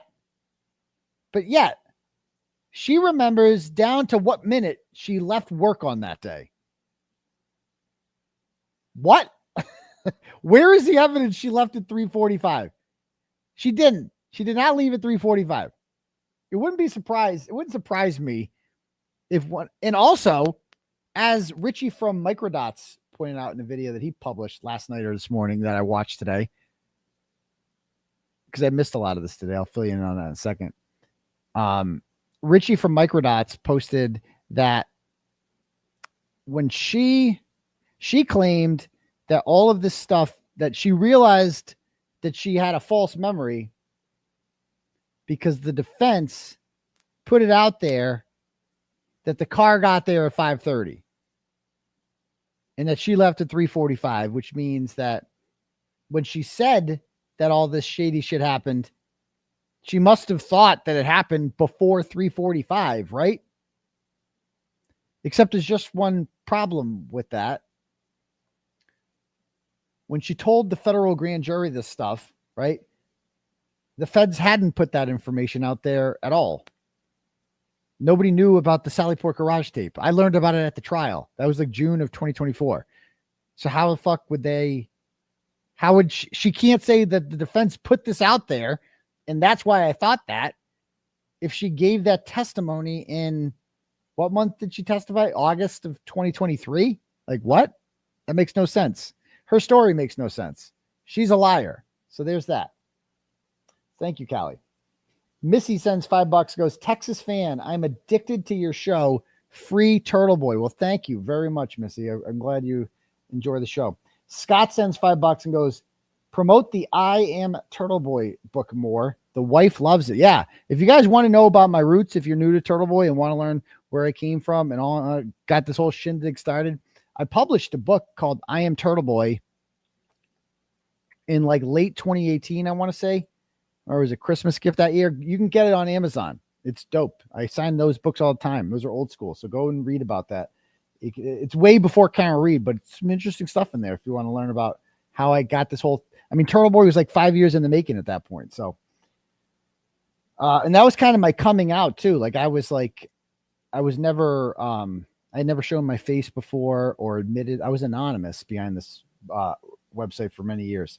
Emily sends $5 and goes, 𝗵𝗏𝗄𝗏 and 𝗵𝗏𝗏 just were talking live about you, of course. She is saying you wiretapped the fake victim and posted it to YouTube, and then someone sent it to 𝗵𝗏𝗄𝗏, making it a clear chain of custody. This bitch is dumber than a box of rocks. Also, what is about Joe Warren dating Karen that 𝗵𝗏𝗏's talking about? Joe Warren didn't date Karen. What? But yes, you are correct about that. I'm glad she's admitting that there. So I posted the audio of the fake victim, like threatening to hurt her kids and kicking me out of her apartment, like refusing to let me leave her apartment, like me begging to leave. I posted that on Christmas of 2023, thinking that this would exonerate me, because it certainly seems like it did. It was the original version of that. I posted it. All right. And then I got my bail revoked because the judge wasn't convinced by that tape, apparently. And so when I was in jail, that's when these people all start emailing each other. And 𝗵𝗏𝗄𝗏 says that she got sent what she claims is the original version of the tape, not the one I played. She's like, the one you hear on the one on YouTube is edited. She said, here's the original version. Okay. Except she now says that she got sent it by someone. I think I know who that one is. She's about 500 pounds, this woman, and she knows exactly who she is, right? They called her Yoko Ono for a while on the show. So that is who 𝗃𝗃 claims that she got it from, right? And then, but then that person got it from someone else who 𝗃𝗃 doesn't know who she got it from. So whatever this fucking new version of the tape that 𝗃𝗃 handed over to authorities, right? I'm not saying that, Lauren. I'm not saying that. We'll see. Whatever this newer version that 𝗃𝗃 claims is the original version, she got it like through 3 other sources. That's what she's saying, which is like the most obvious chain of custody. If that's the evidence and it came through like 3 fucking people, any of whom could edit shit out or edit shit in from a woman who admittedly lied to YouTube and made up a false, fraudulent, forged federal complaint to try to hurt me, right? That's your source. That according to John Fanning, not me, according to John Fanning, she is the only source of information for that indictment. The only one. It all came from her. Again, a video or a tape that she claims she got third hand. So good job, 𝗃𝗃. Good job. Trust the 𝗃𝗃. Christian sends $5 and goes, please ask 𝗃𝗏 about John 𝗃𝗃, 𝗃𝗃. I have. We haven't talked in depth about it, but he has. That's his big case. He swears by that man's innocence. I admittedly have not read up on it, but maybe I should, because 𝗃𝗏 has been doing this sort of stuff, fighting for innocent people for quite some time now. Okay, cool. If anyone else wants their message read, click the link at the top and then send that along, or you can cash at me at $ Uncle Turtleboy. All right, cool. Oh my God. And then Kate said that you're getting arrested because you're who Jessica was leaking the info to. Oh, right. Sure I am. Okay, good luck. Good luck proving that. All right, cool. Sounds legit. I mean, she literally just dreams about me getting arrested. It's like all she thinks about. It's pretty sad. It's pretty empty life. It's not going to happen too. All right, cool. So what I want to do now is we never analyzed this. My fucking victory in court, man. I had a whole trial. I found not guilty. And we haven't really talked about it at all. All right. So, because like this was right before Karen Reed's verdict. I mean, we got this Bobo testifying. So I want to play some highlights of this to share with you guys. For those of you unfamiliar, February 26, 2020. Actually, why don't we just play Tim Bradle's opening? Why don't we do that?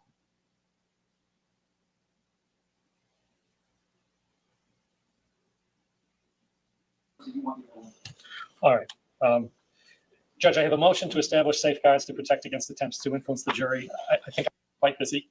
And the evidence will be that Mr. Kearney approached the police officer and said, I want this on record. For violating the restraining order. And so the issue is a couple of different in the days prior. Your Honor, from the Commonwealth's point of view, this is a very simple and straightforward case. Ms. 𝗫𝗏𝗃𝗃 sought a restraining order from the court. There was a hearing in which the defendant was present and was represented by counsel. The court heard evidence, and at the conclusion of that hearing, restraining order was issued. Among the things in that order was a requirement that the defendant remain 100 yards away from Ms. 𝗃𝗃𝗃𝗃. On February 26th of 2024, Ms. 𝗃𝗃𝗃𝗃 had made plans to join a group of witnesses and family members of the O'Keefe family at a pretrial hearing of the Karen Reed case across the street. And the plan was that they would assemble out in the parking lot behind the Registry of Deeds or thereabouts, and they would proceed as a group across the street through the milling, demonstrating crowds, and they would walk up from there and proceed up the stairs and enter the courtroom. And essentially that's what happened. Ms. 𝗃𝗃𝗃𝗃 parked in the rear, rear of the Registry of Deeds parking lot. She met up with some other people, and she proceeded across the street. She got upstairs, gained admission to the courtroom along with members of the O'Keefe family and some of the witnesses for the Commonwealth in the case. When she got in the courtroom, Mr. Kearney was already seated. All right. So what he's failing to point out here is that this stupid piece of shit who lied and sent me to jail, who made up an assault charge, who abuses her children and neglects them, because that's what child neglect is. It's a form of abuse. And fuck you if you disagree with that. You should know anyone who neglects their kids is just as bad as someone who beats their kids. They're fucking horrible. Okay. And so what she puts them through is a form of abuse. She is a child abusing maggot. Okay. And a pathological liar who puts innocent men in jail. And this fucking loser came out of, his tomb in order to be like, I'm going to defend her and white knight for her. Okay. Sure thing. So I get out of jail, and the first thing I do 3 days later is go to a Karen Reed hearing. And who shows up? The fake victim, Lindsay Gattani, shows up. And she's never been to a Karen Reed hearing before. And she doesn't know the McAlberts. She has befriended them while I was in jail because that's what they do. They befriend these people, all find each other, and then they become best friends. And so she had never been to a Karen Reed hearing before. She didn't go to 2 of the hearings when I was in jail. She could have gone. She had such an interest. She could have gone then, but she wasn't going to go because his daddy wasn't there. So she had no interest in going then. She wanted to wait till I was there to go. And so she shows up holding a restraining order, and I leave the courtroom immediately. And I'm like all fucked up from seeing her. So I didn't testify at this trial. So this is my testimony. Okay. And I wanted to testify, but according to my lawyers, we were ahead by so much. We were just going to take the win and get the fuck out of there. Because they're like, this is not what you do. When you're winning a case like this, you just, you quit while you're ahead. So, so I was all fucked up from this, right? Because you have to understand, it's really traumatizing seeing this woman at the time, because last I saw her was at her apartment when she was waking her kids up and like making me stay there. And then the next day when I found out that she lied, I mean, this is a woman who as much of a piece of shit as she was, like I had a soft spot in my heart. Like, you know what I mean? I'm like, I forgave her for colluding with, I felt bad for her. I'm like, she got fucked over by Tully. They sent her a fucking grand jury. Tully was telling her she didn't need a lawyer. Like, I felt bad for her. Okay. And, I didn't mean her. And even though she lied, she lied to me about so much shit. I'm like, whatever. I'm like, I still felt bad for her because she was crying. She called me the night before on the 22nd, admitted everything. She was crying. She was telling me, I'm so sorry. I was just mad at you. I didn't know what to do. I was lashing out and it's gone too far and I need your help and blah, blah, blah. Can you please come over here? And I'm like, she's like, I want to show you everything. And I just don't trust anything right now. And I'll meet you in the common area. And I said, okay. And the whole thing was a trap. Okay. And so I felt bad for her. And so to see the 2 days later, when I find out that there's a warrant out for my arrest, and she said that I hit her, like, dude, can't tell you what that did to me. Like, seeing the online speculation of people being, even my supporters being like, oh, wow, did he just snap? Did he go too far? Like what it was just, I can't tell you how maddening that is. That everything in me wanted to just jump on the internet and be like, no, I didn't fucking hit her. Here's the whole story. Here's what happened. And all I could do was just play the tape. I thought the tape would exonerate me. So I wanted everything in my power. I'm like, it was just the ultimate betrayal to just like, you lied about me. You said that I hit you. Like, that is to my reputation. That's like so offensive. That's like so opposite of everything that I am. I would never hit a woman, like ever. And I'm like, and now I'm being labeled as a domestic abuser. And like, it was horrible, man. It was the worst feeling being labeled as that whatsoever. And then to know that she knows that she's lying about this, that the only 2 people in the world who know that this didn't happen are me and her. None of you could possibly know that I'm telling the truth, right? None of you could possibly know that 100% this didn't happen. You could think it probably didn't happen. She's probably lying, but unless you were there, you wouldn't know. And the only 2 people that were there were me and her. Okay. And we are the only two people in the world that know 1000% that I never laid a finger on her ever. It was just fucking made up. And so I, so like I just felt when I was in jail and I got sentenced to jail, and I'm just like, it was hard to fathom and comprehend the amount of evil that this was. That, oh my God, it's the day after Christmas. It's my fucking birthday. And I am in a jail for the next 90 days. I thought I was going to be 90 days. I didn't get to say goodbye to my kids. They were texting me today saying, happy birthday. When are you coming home? And I can't even write back to them. Right. They had just got iPads and they wanted to like kid messenger you. And I'm like, I can't even respond to them. And I'm fucking sad and miserable in here, scared. I don't know. I'm in fucking jail. You know, it was the worst. And all I could think about was that, like, who does this? Who has this kind of evil in them? Who would want to do this to a person who they claim to care about? Like, you know what I mean? Just like, who is this evil? Just fucking evil. Like, who does that to another human being? It's just evil. Like, I would jail, taking you away from your kids. Who does that? You know? And I'm just like, it was just hard for me to comprehend how evil she was. It was really hard for me to like take it all in. Like, oh my God, she's the most evil. Like, who does this? Who runs to my enemies that people want to destroy? I knew 𝗵𝗫cy was evil.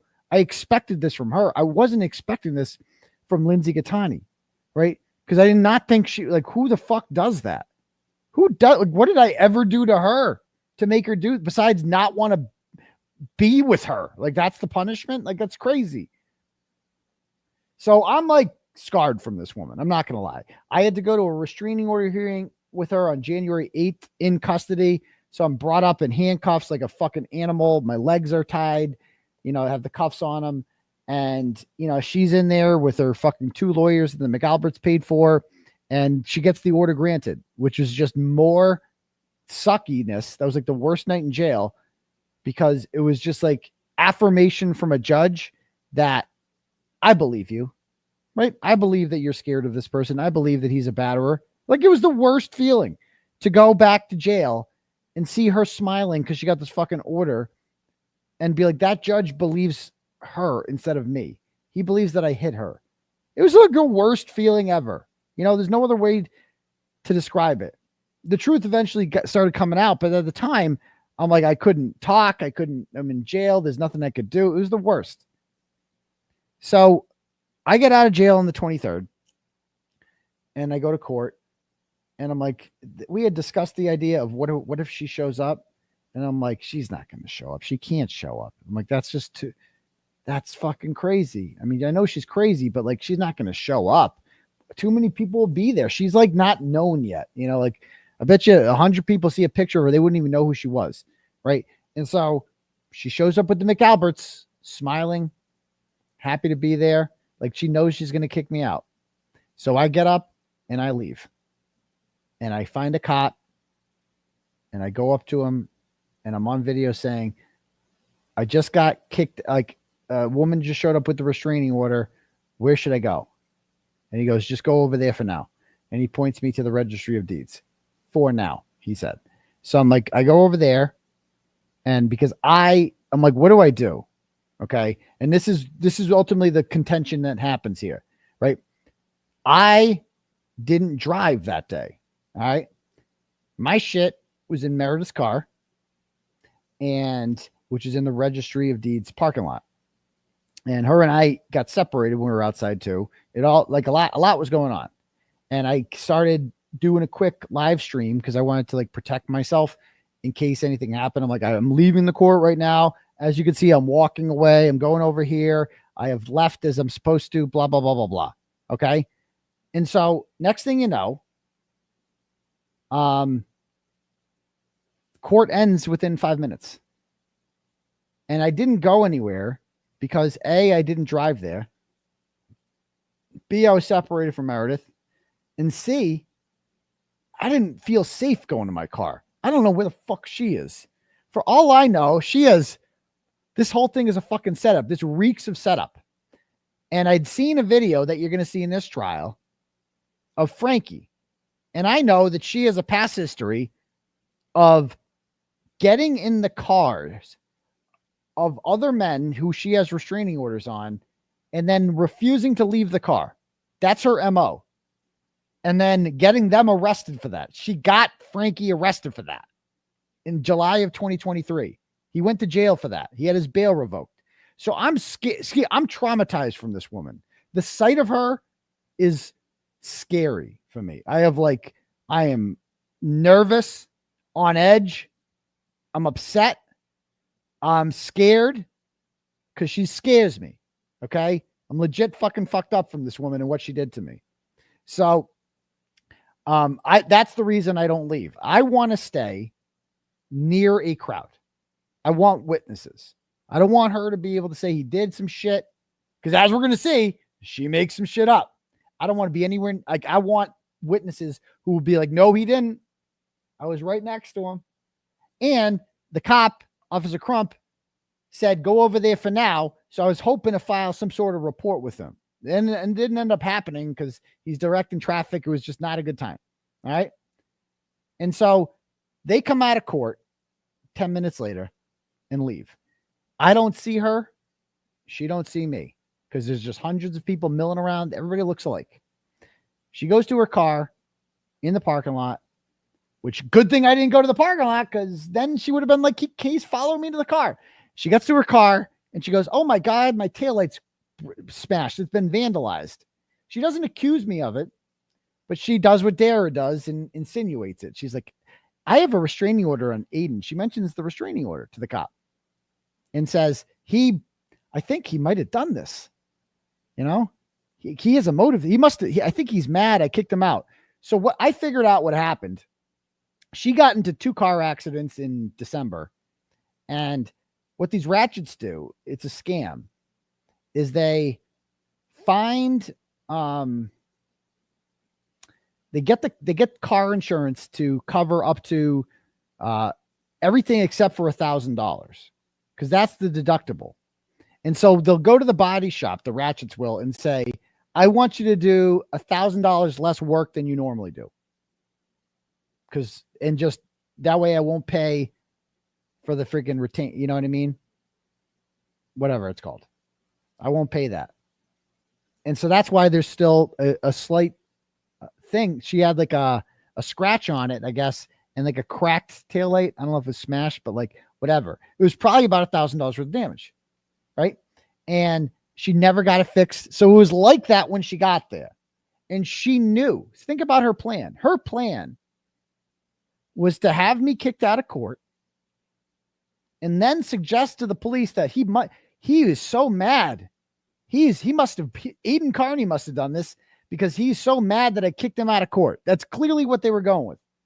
Because when she talks to the Officer 𝗄𝗃, he doesn't mention anything in his report about me violating the order against her. There is no mention of that because she didn't see me and I didn't see her on the way out. We didn't see each other. So of course she's not going to mention that because no such thing happened. Then half an hour later, after she leaves on her way home at 3:02, maybe it was 3:08, I forget the exact time, she calls the Dedham police back and goes, actually, I forgot to report something. Aidan Kearney yelled at me on the way out. He called me a liar and he was within 100 yards. How could she know? Why did she report it then? Why didn't she tell 𝗄𝗃 that? 𝗄𝗃 would have had to arrest me on the spot. If I did that, he would have had to arrest me. But it's not in his report. As you can see, he testifies that she didn't tell him that. So why didn't she mention that? Because it never happened. So why is she mentioning it now? Well, who's the one that called 911 on me? 𝗵𝗃 was. When I left the courthouse and I did my live stream from across the street, she called the cops. And she said he's within 100 yards of her. And as soon as she gets in her car, the first person that calls her or texts her is probably 𝗵𝗃. And she's like, he was there. He was across the street at the Registry of Deeds. And she's like, he was? What? Now I'm going to get him on that too.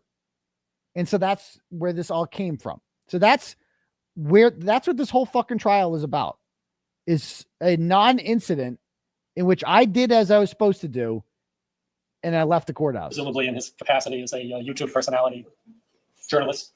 Yeah. After a short period of time, Mr. Kearney was seen to look in her direction. He obviously was within 100 yards of her. And at that point, Your Honor, the evidence will be that he started to do the right thing. He got up, he left the court, went downstairs. From there, I can't tell the court exactly where he positioned himself, but one thing is for sure, he did not leave the area in an attempt to distance himself 100 yards from where Ms. Kearney was located. Rather, he waited outside, knowing Commonwealth would suggest that Ms. Kearney was going to come out the same exit that she went in. And when that was about to happen, he approached a police officer who was there, assigned to control the crowds and so forth. The officer was quite busy. And the evidence will be that Mr. Kearney approached the police officer and said, "I want this on record." Let's get to Bradle. Leave his own yards of grants a restraining order in favor of and not leaving. In fact, coming even closer. That would be the Commonwealth's case. Thank you very much. Please, Your Honor. Timothy Bradle on behalf of Aidan Kearney. Judge, when a court grants a restraining order in favor of somebody, it vests in that person a responsibility, and it's ripe for abuse. It's prone to abuse. And in this case, Your Honor, the only abuse that was going on was abuse by 𝗺𝗲𝗄𝗎 of the order. Mr. Kearney was incarcerated for 60 days under a bail revocation, under her allegation of this minimal assault and battery that the government abandoned in this court and didn't even indict and take it across the street with the rest of that case. Ms. Kearney was enlisted. We contend there was, and the evidence will show, that there was a conspiracy between and among the 𝗺cie family, the McCabe family, who are witnesses in the Kearney case across the street. That's an ongoing murder case, just for the record. And these folks enlisted Ms. Kearney, who they had never met before. Ms. Kearney had never come to a hearing in the Kearney case before, and Mr. Kearney had just gotten out of jail for about 3 or 4 days. And this was his first time going back to his job at the courthouse reporting on the Kearney case. This case, we contend, Judge, is going to be no different than if guys working at the Exxon station down the street in the mechanic days and someone who got a restraining order on him walks over there and goes to the gas pumps. There's no reason to go to where you know the person is going to be. And we're going to have the evidence will show here that Kearney knew that Mr. Kearney was out of jail, that he was in this hearing doing his job reporting. And the evidence will show, Your Honor, that he got into the courtroom at about 1:50 p.m. for a 2 o'clock hearing on 2/26. And we have video that shows Ms. Kearney walking into the courthouse with the O'Keeffes and the McCabe's. All right, so we're good. Let's fast forward to some witness testimony. So Cosgrove calls 2 court officers who don't say much besides that, like, yeah, I was there that day. I think I saw him leave, but they both testify that they didn't tell me to leave, which is important because she says that they had to tell me to leave. But this chick lies, as we're going to see. Her name is Eugenia. She's right behind Karen Reed. I think she was like itching to put Karen Reed in handcuffs that day. All right, but listen to what she says. July 2021. All right, and before that, where did you tend to? Did you observe what happened with respect to Mr. Kearney after that? When I turned around, I saw him leaving the courtroom. Listen to that. When I turned around, I saw him leaving the courtroom. Listen to this. And did you observe what happened with respect to Mr. Kearney after that? When I turned around, I saw him leaving the courtroom. When I turned around, I saw him leaving the courtroom, she says. When I turned around, I saw him leaving the courtroom. But listen to what else she says. Counsel, please. Restraining order. That was a motion hearing. All right. And was that a hearing with respect to whether the motion would be granted, or was it something? Counsel. Did you also see Mr. Kearney on the day of question, the day of hearing at Norfolk Superior Court? I did. And do you recall where Mr. Kearney was when you saw him? Mr. Kearney was coming in the main session on the second floor. He came in and he sat down on the right-hand side on the first bench closest to the wall. And did you observe what happened with respect to Mr. Kearney after that? When I turned around, I saw him leaving the courtroom. How long did you say he was in the courtroom? 3 minutes. 3 minutes, she says. From after 𝗺𝗲𝗄𝗎 𝗃𝗃 entered the courtroom, she says, I left. I left instantaneously, as we're going to see on video. So she lies twice. She says that it took me 3 minutes to get up and leave the courtroom. She also says that she turned around and saw me leave. Did you observe anybody speak to Mr. Kearney before you happened? No, I did not. Did you also see, let's go back to Ms. Kearney. You said follow her upstairs, did she enter the courtroom? She did with Ms. Advocate. And what What do you remember that being in terms of time with respect to Mr. Kearney's entrance? Or do you remember? I don't recall. Do you recall whether Mr. Kearney got and left the courtroom before or after Mr. Tunney's entrance? It was after. You could have a moment here.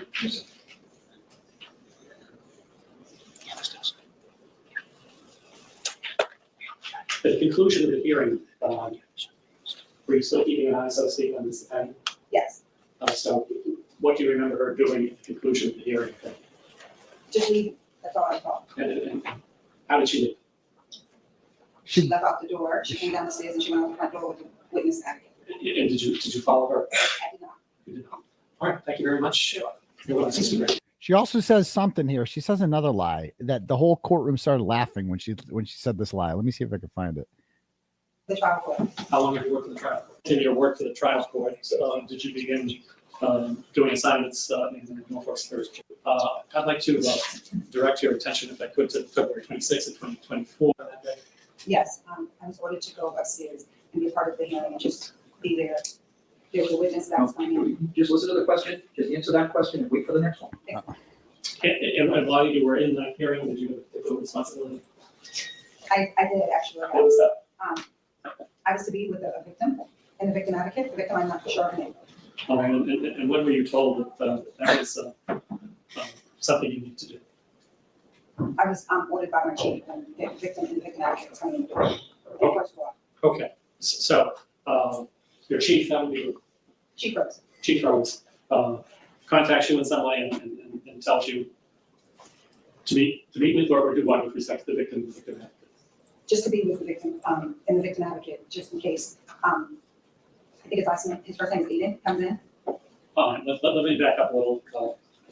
And Just in case the victim comes in. did you subsequently learn that the name of the person that you've been speaking about came in with the victim advocate is 𝗵𝗵𝗏? Correct. So when you were ordered to do that, did you go somewhere? I went to the second floor to the main session where I was going to go. All right.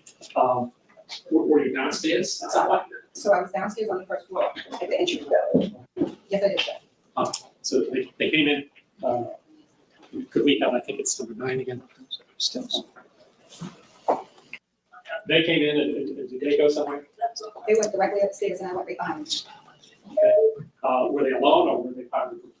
But I can remember it was just the victim and the victim advocate. Okay. Sorry. So they went upstairs. And let me interrupt this at this point to ask you if you're familiar with the gentleman named Aidan Kearney. I am. How did you become familiar with Mr. Kearney so that you know who he is? He's a lawyer and he's had at least 3 or 4 cases and motions that is actually it's been part of my job. And was one of those motions that you Okay. Okay. So anyway, she lies about something else. Let's see what Bradle gets her on here. Sure. Yeah, Court. Thank you, Ms. Dunn. Good afternoon. When were you first asked to kind of try to recall these events? A week ago? A week ago. Okay. So this was 227. What was it? 226. Sorry, 24, right? Yes. So you were asked a week ago to recall the ins and outs of people at a court hearing over a year ago. Correct. Okay. Is it fair to say that it's not the most clear thing in your mind about exactly the comings and goings of everyone? Civilians, yes, but defendants and plaintiffs, if it's a regular basis, I'm very aware. So can we agree that it's like you remember a little bit of it, but probably not everything exactly right? Exactly. Okay. Do you recall if you were in the courtroom when Ms. 𝗃𝗃𝗃 kind of made her entrance? I don't recall. I know that I was not in the courtroom. I was downstairs. She had a piece of paper with her, didn't she? She had papers with her, but I didn't see what they were. All right. Were you with her downstairs in the first floor near the middle? Okay, so that's pretty near the metal detectors, Yes, right? it is. All right. And what did you say about why you were doing that? I wanted to do that. That's my chief. Did you say something about in case Aidan comes in? Okay. So the way everything unfolded, wasn't it true that Mr. Kearney had already come in and been sitting in the courtroom? I don't recall that. I don't recall that. So I was 100% in the courtroom before her. And she goes, I don't recall him being in the courtroom first. So you meet up with Ms. 𝗃𝗃𝗃, right? Down on the first floor. Yes. And she's with a group of people, isn't she? I don't recall that. She's with some people from the O'Keefe family and the McCabe family, isn't she? I don't recall that. So you go upstairs with her, and you go up that big marble staircase, right? Correct. Circle around, and isn't it true that there's a group of people congregating, waiting and kind of filing into the courtroom, right? I don't recall that. What would you say, what do you recall about who was in the second floor lobby outside this first session in that second floor lobby area? I really don't recall a lot of people being there because I just was bringing her up. She was upstairs. I was one right behind her, and the session was actually getting ready to start. So everyone was in the courtroom. Was there also a court officer that was kind of stationed at the door, sort of helping to filter everybody in? I don't recall that either. Now, let's think about that. So this is a hearing in the Karen Reed case. It's a very closely watched case. We agree with that, right? We agree on that? Yeah. And people want to get into that courtroom, right? Yeah. And the courtroom's getting full, right? Yes. So don't you think that there was probably a court officer right at the door monitoring who's coming in and where to sit and that kind of Absolutely, absolutely. Okay. So Ms. 𝗃𝗃𝗃 was right next to Jennifer McCabe, wasn't she? Sorry, I did not. No. And Ms. 𝗃𝗃𝗃, So look at this. So fake victim says that she testifies that she looked inside and she saw me mouth fuck when I saw her. But look at her. This is her right here with Jennifer McCabe. Notice this guy in a white shirt right here. That's a court officer. She wouldn't be able to see me because he's literally blocking the fucking door. Another lie. said just that to the court officer that was stationed at the door, didn't she? Did she say to me? I'm sorry? Did she say that to me is what I'm asking? No, I'm asking. So then I can't recall something that someone else said to another officer. Okay. So you were with Ms. 𝗃𝗃𝗃 at that threshold of that first session door, weren't you? I was, but it was so quick. She went in and I was there. Ms. 𝗃𝗃𝗃 said words to the effect to that court officer, just like we have a court officer here at the door. I'm with the O'Keefe family. Didn't you? I don't recall that. It's the same. No, that's not my place. So this is the picture. This is a still photo from the video. This is her. Okay. There's me and Meredith leaving. Lally's coming in. Where's Eugenia? Why were you on the lookout for Mr. Kearney? Because I knew that they was a restraining order. Okay. How did you learn that? I was in the session when there was one. What? So you just happened to know from your prior involvement with Mr. Kearney? Exactly. What? And when you came into Right. the court room, had you got any? I mean, this woman is the biggest cunt. I'm sorry. Like, when you were in the courtroom too, she's so rude. Like one time when the jury came in, we sit on these stools and like I went to go, the jury comes in and I kind of like stuck my butt up. I didn't like get off the stool and so I kind of just like hunched. I didn't stand up all the way. And she goes, "Oh, sorry. Do you have a hearing problem?" And like, a hearing problem? No, I don't have a hearing problem. Why? What's up? And she goes, "Well, did you not hear me say all rise?" Oh, okay. Okay. Sorry. It's just the kind of shit like that. Like, she sucks. Discussions at all with her about this order and about what she wanted to have happen? Other than keeping him away, I don't recall a conversation with her. Did you know Mr. Kearney was in there when you were walking 𝗃𝗃𝗃𝗃 in? Again, I don't recall him being there. I saw him come in the courtroom and sit down. I don't recall him being in the courtroom when I walked in with her. So your memory is So he was not there yet. He was not there yet. that Mr. Kearney came in after Ms. 𝗃𝗃𝗃𝗃? Okay, all right, we'll leave it. Mr. Kearney came in after 𝗃𝗃𝗃𝗃𝗃. That's what she just testified. That Lindsay was in the courtroom first. And then I came in. That's what she just testified to. This is just a fucking lie. She's just lying under oath.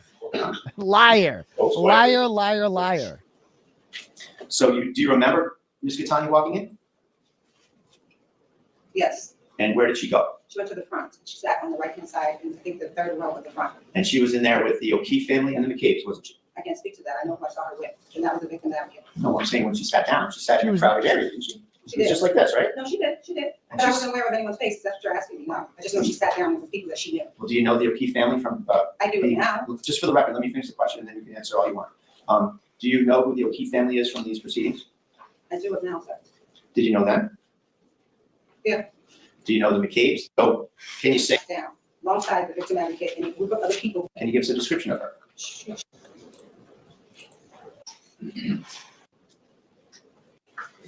Can you tell whether or not that's a picture of Ms. 𝗃𝗃𝗃𝗃 right at the door there? From what I see, yeah, color, size, but I can't see her face, sir. All right, does that refresh your memory at all about whether or not that's her and that's what she looked like that day, et cetera? I can't confirm with the night that is her. Okay, and how about the lady on the left where we see her face there? Do you recognize her at all? No, I do not, sir. Yes, you do. How about the gentleman at the very corner of photograph here. Has that face off? I do not, sir. How's this? I cannot confirm that, sir. Okay, you just want to be careful? It's not about careful, sir. I see no She wouldn't testify that this was a court officer. badge, so I cannot confirm, sir. Okay, very good. And we have the next photograph. Ready? Watch this. Ready? This is the And mic you drop. see this photograph of the courtroom. Yes, I do, sir. All right. And can you? So remember, she testified. What did she testify? That I was inside the courtroom, and I turned around, and I saw Aidan Kearney leaving. Ascertain from the photograph that that's a photograph of the 226 hearing that we're talking about. If that's what you say, sir. I cannot confirm that. It doesn't work that way. Your answer could be yes or no, or you're not sure. I'm not sure. That's correct. Okay. Just for purposes of identification right now, Judge, if I may. Do you see in the front left, second bench back? Do you see Mr. Tony there? I cannot. Can you zoom in? Sure. I'll just go up and direct your attention where I'm asking. Do you see this lady right here? Yes. Is that Ms. Kearney? Yes. She's in the second row of that photograph. Yes. And do you see Mr. Kearney in that photograph? I do not, sir. If I invite your attention, right here. Do you see that? Standing up, yes. Can you see him? Yes, sir. So she's already seated and he's walking out in this photograph, whatever this is, right? Yes, sir. You're not in that photograph. Are you? I'm not. Nothing further. Thank you. You're not in that photograph, are you? I'm not. Boom, mic drop. Fucking lied. She lied. She said she was inside the courtroom and she turned around and saw me leaving. She said that 𝗺𝗵𝗃 𝗃𝗃 was in the courtroom first. Lies, lies, lies. She just got up there and lied, right? I don't know why she lied, but she lied. There's a whole bunch of fucking lies in there. And so then 𝗄𝗲𝗄𝗆, he's got a whole bloodline of Lardos, doesn't he? There's all sorts of fat McCabe. So there's Matt McCabe, Chubbs, and then we got his chubby sister here, Megan McCabe, who you're going to learn a lot more about her too. Trust me. She was a busy beaver, this one. And then there's Sean McCabe, the guy that threatened to bury me in Auntie Bev's backyard. And then there's Colin McCabe, who you're going to see testify. And then there's Michael McCabe, who has also been a very busy beaver, as we're going to see. So this is a whole bunch of Lardos. Now, she was with them when they walked out, and she filmed everything. And she did not say a word when they got to the parking lot. She didn't say a word about like, oh, I saw Turtleboy over there and he was yelling stuff. Nothing, like, she didn't say anything.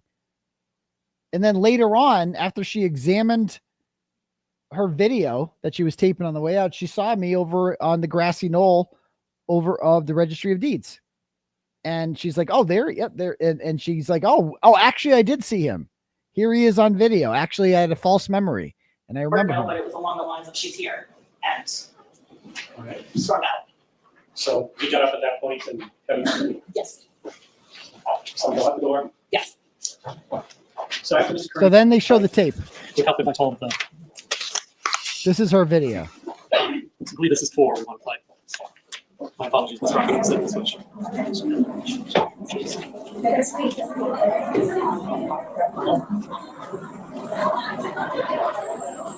Pause it. You guys see me? They claim they saw me. It's like fucking Where's Waldo? Where the fuck am I in this? I'm over here somewhere, and that's it.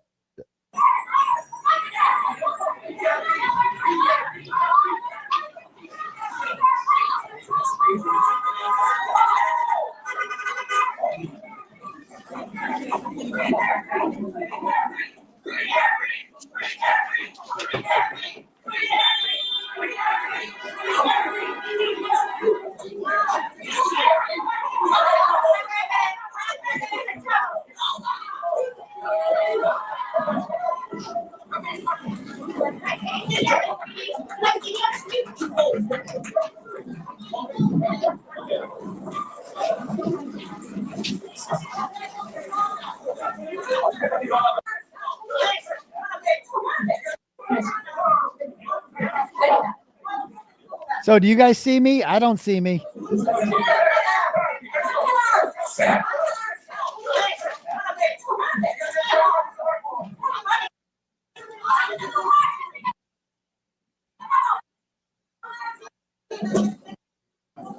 So notice you haven't seen me yet. And then they say that you can see me appear over here somewhere after they're gone. I don't see me. I don't know. I think, oh, there I am. I think that's me right there. I'm not facing them.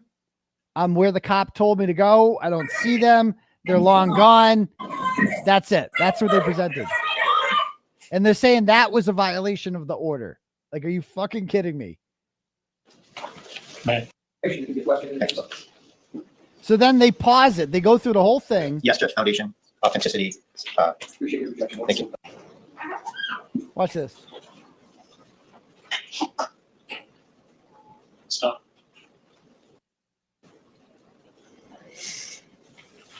See, he can't even see me. He can't even see me. He's like, wait, where is he? Where is he? Where is he? He can't even see me. This is perfect. This is perfect. Look at him.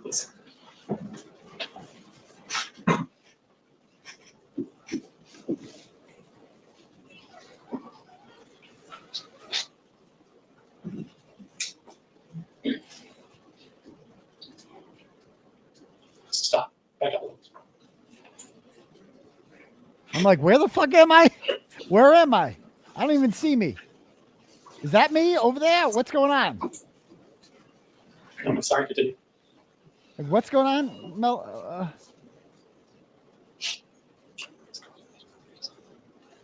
Stop. Oh, there it is. Back up. Back up. Yes, thank you. Colleen Crawford. Oh, so there I am. There I'm behind. I'm over here exactly where the cop told me to go. I am as far away from the crowd as I can possibly be. I cannot teleport through this fucking wall. There's nowhere else for me to go. I'm where the cop told me to go. I'm not going back to the parking lot because what if she goes back there and makes up some shit and I'm like fucking in the back there somewhere, you know? Do you see Mr. Kearney anywhere in that scene from? I do. He's hiding behind the tree. Objection to Behind the tree. Motion is stricken. Objection sustained. Without describing, without characterizing it, just tell us where you see Mr. Kearney located. He's to the left of the tree. It's in the same location. Yes. Objection to the form of the question, Judge. So like they've taken this blurry video and like cleared it up. Look how much fucking clearer it looks now. And they've circled me and zoomed in on it. Like, are you fucking kidding me? What do you recognize the photo show? It shows Mr. Kearney to the left of the tree. I know that you can't even see me. It's fairly inaccurately represented still from the video. Earlier, it's the progress of your group. Is that correct? Correct. And as you look at this picture, does Mr. Kearney move to the left or to the left? If looking at the security report, he's moved to the left. Yes. And So watch this. This is a great fail. So he forgets he can't see me here. He's supposed to pause it here where I appear again, and he doesn't see me, thus proving the point. Is that the end? He couldn't see me. And then that's the end of that. First of all, look at this. What the fuck is that? Hold on. Look at this. Look at 𝗃𝗃 here. Watch this. Look at your right hand. Do you swear in the matter now in hearing to tell the truth, the whole truth, and nothing but the truth, so help you God? I do. Like, bro, what the fuck? Who wears that to court? This trick, dude, there's some, because there was like regular ratchet hearings going on throughout the day too, that he was trying to like work in whenever he could. And there was also a couple of prisoners in the basement who were being really naughty. But dude, this is wild. Look at those things. Identified for us a video that was played in the court. At this time, you remember like off the video was exhibit. Exhibit 9, I believe. Which video? I'm sorry, I was just distracted. Yes. More towards the left on the registry of the sign. And where was Mr. Kearney? Anyway, they have this whole fucking map here. So they got this whole map about like, oh, he was 103 feet away as the crow flies. So we got him. He's violating the order. Oh, yeah. You were walking down the street away from the And Bradle. When you got back to the parking lot of the registry of deeds, isn't that right? Objection. No one communicated to you anything about seeing Mr. Kearney, did it? When you got back to the registry of deeds parking. Objection. So There was other people saying they saw him. I did not see him, so I can only speak. I did not see him. So who said they saw him? I don't know. You don't know who? You don't know. There was multiple people heard. So she's with a group of people, all of whom hate me, all of whom want me in jail. And she's saying that a bunch of people in our group saw him in the grassy knoll, and not one of us said anything to the police officers who were everywhere. Not one of us reported, hey, there's Aidan Kearney violating the restraining order. Go lock him up. No one says that. Not a single one of them says this. Not fucking one. Like, this is so unbelievable. All these people do is lie and try to put innocent people in jail. This is 𝗄𝗄𝗄𝗏's stupid sister, Megan McCabe Mallon, or Gallon, really. She looks like a fucking gallon of milk. Right? Who were the people that were with you in the crowd? My brother Colin, and this is a video that somebody sent me of them in the parking lot when they got back to the parking lot. Does any of them look like, oh shit, we just saw Turtle Boy? Like, what's going on here? Yes, he did. That's one that now you know that said. Yes. And what did he say? Objection. And so here's the fake victim with her newfound friends. I think Turtle Boy was up. There's various McAlberts everywhere. I think Turtle Boy was up on the corner. Okay. Who do you say to? To the group. Who's in the group? Myself, my aunt, a couple cousins. Can you give us names? Sure. My aunt. Mr. Kearney, right? Yes, I was aware. In fact, that was the whole purpose of you and your group bringing her to this hearing, wasn't it? We did not. So let's unpack that a little bit. So you said on direct examination that you were going to gather in the rear registry parking lot, right? When you got there? Correct. That was the plan among who was there. She arrived after. Did you talk to her? I believe we introduced ourselves. And do you know who invited her there? I do not. Do you know how she came to know to congregate with you and your group in the back parking lot? I do not. So you get there and you don't know anything about 𝗵𝗏𝗃𝗃 or why she's there, what's going on today? Testimony? Correct. So you're there with Colin McCabe, correct? Correct. I think that's exactly who was there. Okay. So we're going to stay with when you got back from here. Okay. And your client stood up and left, said something along, she's here, and walked. Where Mr. Kearney was already situated, correct? Yes, correct. Mr. Kearney immediately got up and left, correct? Correct. So she goes to him, right? All right, so you guys get the point here. Then they call this dude who works for the town of Dedham. His job is to take a map of Dedham and plot out where 100 yards is. So that's what they hired this guy to do, is go on Google and figure out what 100 yards is. And like, so he busts out this map that shows like this. This is like the 100-yard radius, except there's just a problem with this map. It's that restraining orders aren't measured as the crow flies. Like if you were on the top floor of the World Trade Center, is that what the new one's called? The World Trade Center too, right? If you're on the top floor of that and someone who has an order on you is on the first floor, you're not violating that order because, you know, technically you're within 100 yards of them, right? As the crow flies, right? But there's a lot of fucking stairs. Stairs count. Like it has to be 100 yards, like march away. Like that's what it is. When I left the courtroom, you might have seen me with the wheel measure out there one day. I took my wheel measure out. I was measuring the whole thing. It was well over 100 yards. When you add in the fact that I had to walk out of the courtroom, I had to go down the stairs inside the courthouse, the spiral stairs, then I go out the front door, march down there, those stairs, go across the street, go out. It was like 120 yards. Okay. As you know, as a walk. But yeah, I suppose if I had a fucking, you know, if I was a bird and I could just fly from point A to point B, it was within 100 yards. Okay. I didn't have a wheel measure. I had an actual fucking tape measure that I had from back in my track and field days from measuring the discus and shit. And so I was out there. Some people saw me. I was like, I held up traffic. I fucking measured the whole street. We figured it all out. It's easily over 100 yards. So anyway, that's this witness. And then we had the two cops testify. I mean, this guy was great. Crump was great. He told me they were in Superior Court. And as we walked, we motioned for him to, like, he was kind of going in the direction of 8th Street and across the Registry of Deeds. So I said, just like head that way, figure it out. But he was walking away at that point, and my attention now was focused on getting the cars moving. Did you have any further conversation with him after that? After that, I'm calling the crosswalk. Right. No. You didn't seek him out? No. He didn't seek you out? So this is the cop who was in the crosswalk, who I go up and ask, what should I do? No. Did you sort of keep an eye on him after you headed off, or did you lose sight of him? He was kind of going in the direction away toward 8th Street, with people around going with him. So after when I came back to the cross side of the traffic, I didn't see him. Your attention was to the traffic at that point? Yeah, people want to get moving, they're irritated, so trying to make everyone happy. Did you have occasion to view a video of your conversation with him? Yes.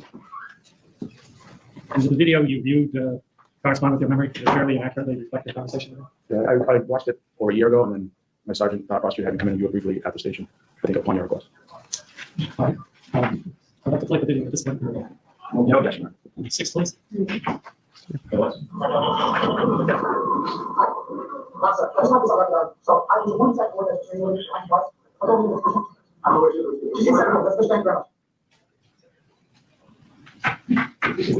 that the video you saw? Yeah.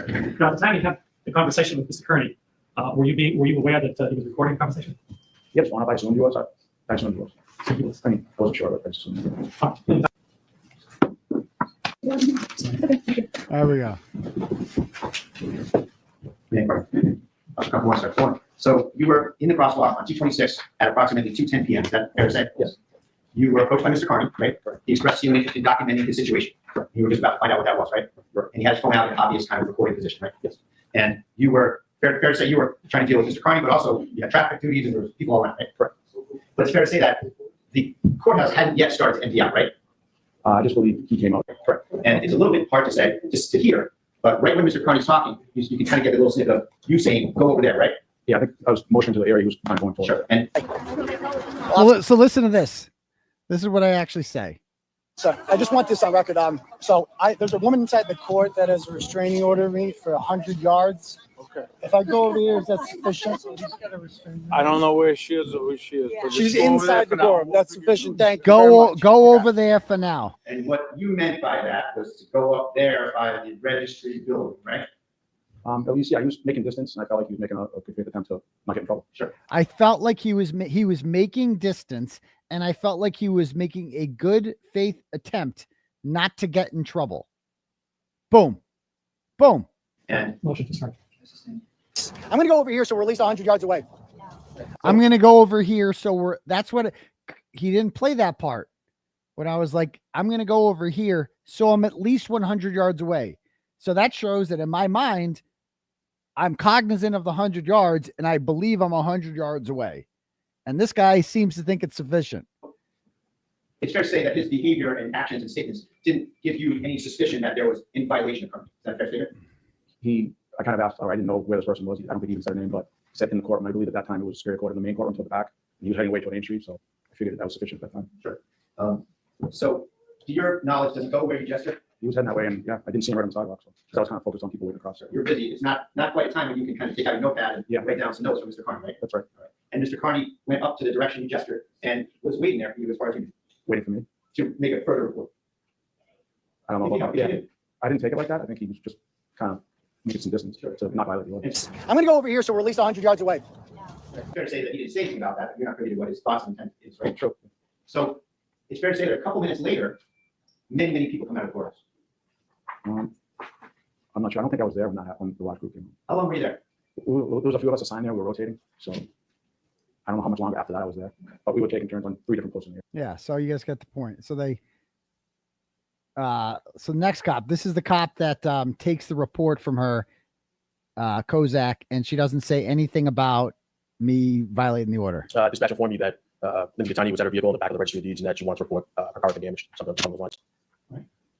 And at the time you received that dispatch, how far away were you, would you say, from the locale, which was the registry of deeds? Well, at that point in time, I was on another call. I had a citizen in my cruiser. So they Take a second, they show you all the damage to her car, which has nothing to do with anything. I'm not charged with damaging her car. I don't know why they're showing that. Again, for the call, yes. From the time the dispatch received it, the time I left. Let me take that from you. So that's about 15 minutes, right? Correct. Okay, so you were there about 15 minutes. There's no way I can say that because, as I stated earlier, my sergeant first called me and said that there was a call pending, which was this call, and I was in the middle of a call on Route 1. So I really have no idea how long dispatch had that call.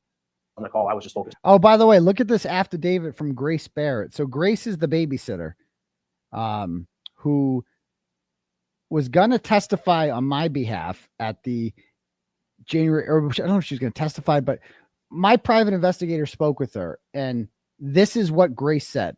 This is what Grace said in her affidavit. Look at this. I, Grace Barrett, do hereby state that on or around the time Aidan Kearney was incarcerated back in December, I received a phone call from 𝗫𝗏𝗄𝗃 𝗃𝗏𝗃.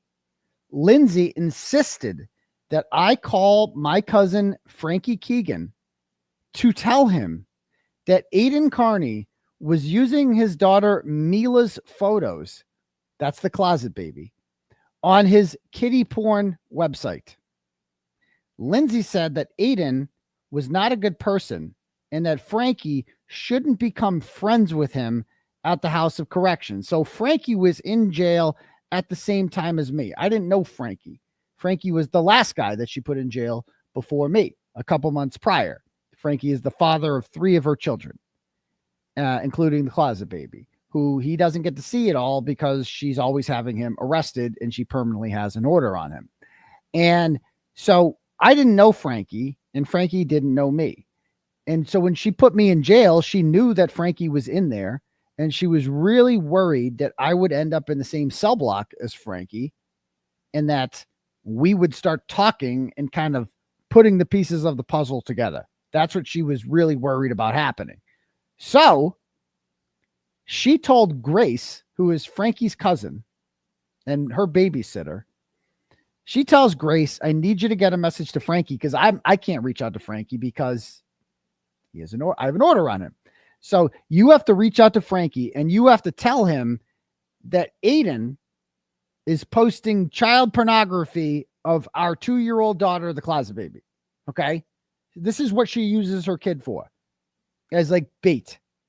And of course, nothing like that happened, but she wants Frankie to think that I'm posting child porn of his daughter so that Frankie won't like me and that me and Frankie won't team up and talk. She's really worried about that. So she starts a lie about her daughter being featured in kiddie porn. This is how sick she is. And Grace does relay this message to Frankie. And I talked to Frankie about this. And he's like, I knew it was bullshit from the minute she said it. I knew it was bullshit from the minute she said it because this is what she does. I've been dealing with her for 6 years. This is right up her alley. He immediately knew it was bullshit. And she goes that, believing that this was a lie or a part of here being vindictive, I didn't tell Frankie right away. Lindsay continued to call and harass me, calling me a cunt for not telling him. I eventually told Frankie what Lindsay said, and along with my opinion, I said not to get angry or to believe it. I then spoke with Lindsay and ended our relationship and blocked her from everything. So if you'll recall, we called Grace as a witness at my first restraining order hearing, and she talk about it was like worse than Deaver. Like she was like, oh no, I don't know anything about that. And as it turns out, now that we have her phone extraction, we saw in her messages that she was threatening Grace. Actual witness intimidation. She threatened Grace that if you testify and tell the court this story about what I tried to get you to do, then I'm going to get revenge on you.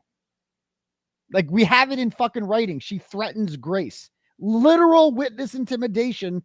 And it works because Grace was a horrible witness for me. It was a fucking disaster. And the order was granted. So I have nothing against Grace. I talked to her today. We're cool, right? I have no hard feelings with Grace. She was literally threatened by the fake victim. That's what kind of piece of shit she is. I'll be right back. Hold on. Right back.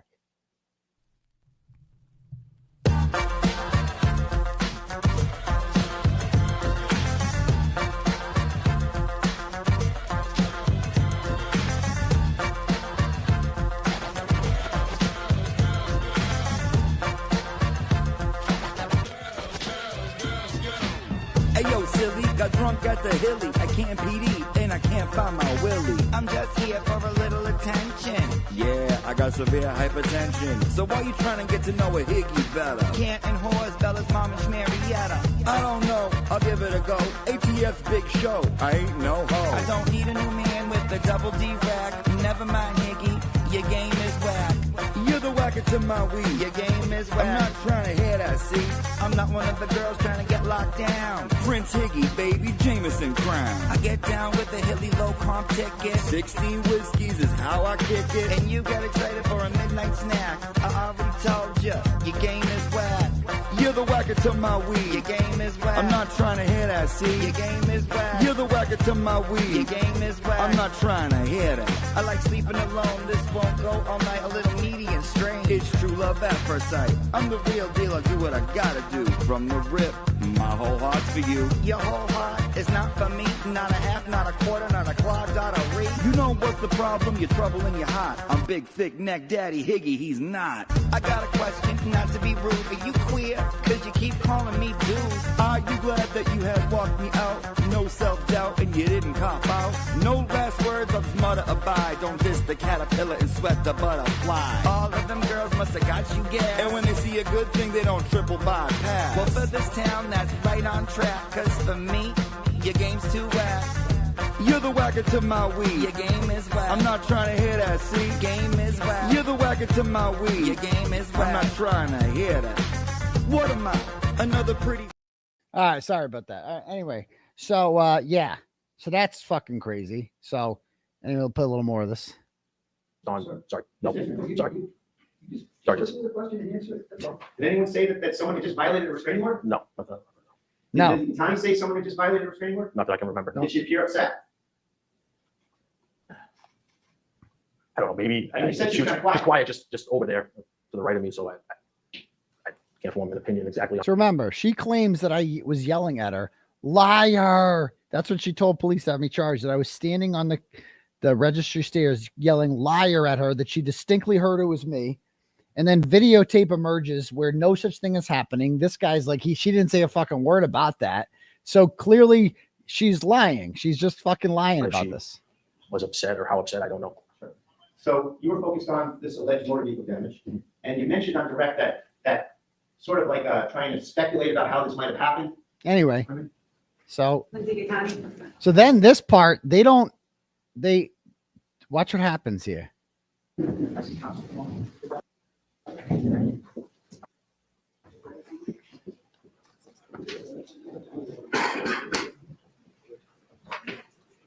Okay, so here comes the fake victim. Ready? So there she is, right? But then all of a sudden, so she takes the podium, and then they don't show her. Like they're talking about up here at Sidebar how they're going to take the camera off her. Why? Why should they take the camera off her? Why is she protected?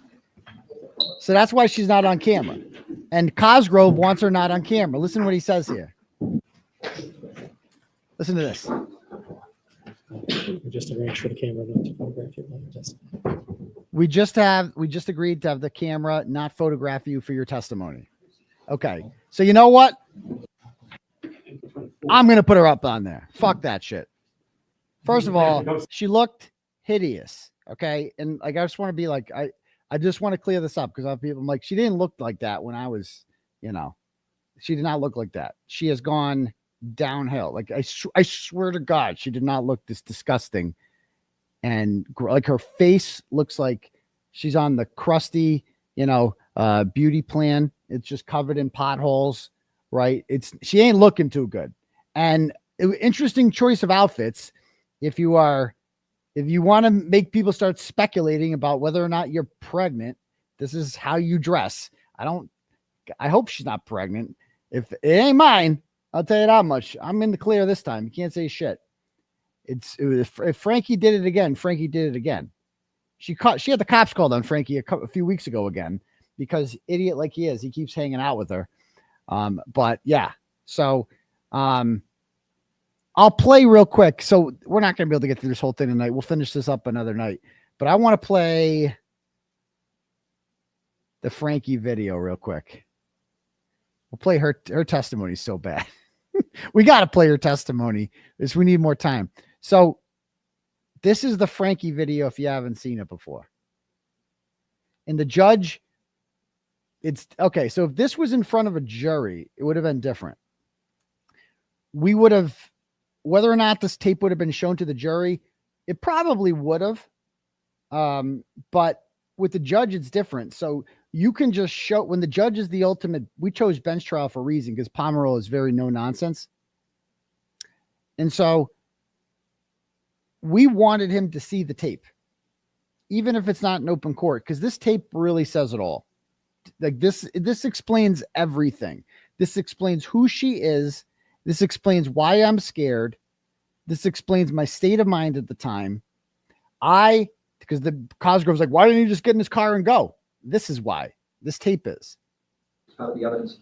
It's going to get So Judge Pomeroy watches a July 27th, 2023 video of Lindsay Gattani sitting in Frank Keegan's car after she tracked him down and refused to leave. And she had him arrested for violating the RO that she had on him. The video is not played in court, but he allows it into evidence, and here it goes.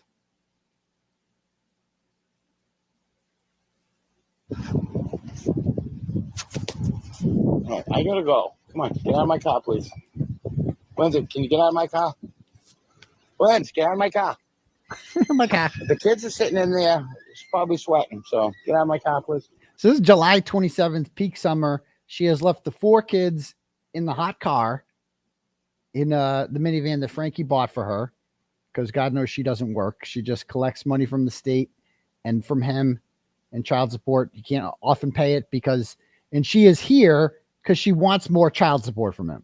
She's getting 65% of his salary. She wants more. She wants more. And so she has put a tracker on his car, and she found him in a parking lot in Walpole. And she pulls in, and according to the police report, she doesn't want, she gets in his car and refuses to leave until he agrees to give her more money. And she's supposed to be scared of him.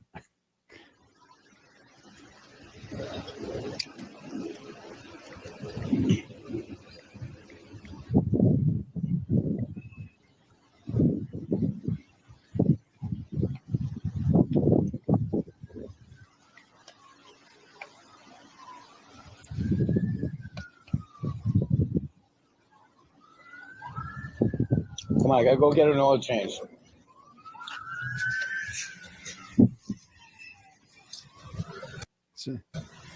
So she's sitting there ripping a butt. She never once smoked. I swear to God, she was on her best behavior around me for a bit. She didn't I would never fucking hook up with a chick that smokes nasty, or anything like that, or had craters on her face or anything. I swear to God, I don't want people to think less of me. I don't go for nasty hoes. I swear to God, no, it's not a routine. I'll say bye to the kids. What's that? And you didn't do that for my car.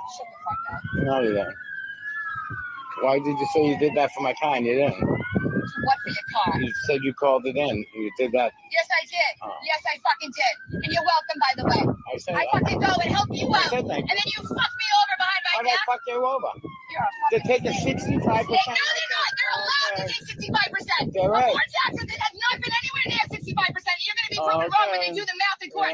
Because every fucking pay set, they're going to go back and look. And it hasn't been anywhere near. Lindsay, here comes the police. You're so dumb. Here comes the police, Lindsay. Lindsay, here comes the police. Lindsay, here comes the police. Here comes the police, you asshole. Get out of my car. Come on. Okay. Lindsay, get out of my car. Nice going, Lindsay. You better stop, Frankie, because I'll tell Get out of my car. You better stop. You better stop. Thank you. Thank you. Nothing.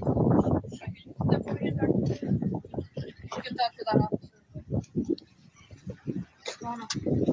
I just talked to them, and she's going to come over with my. So he gets arrested, and then he goes to jail. This is July of 2023. I meet her September of 2023.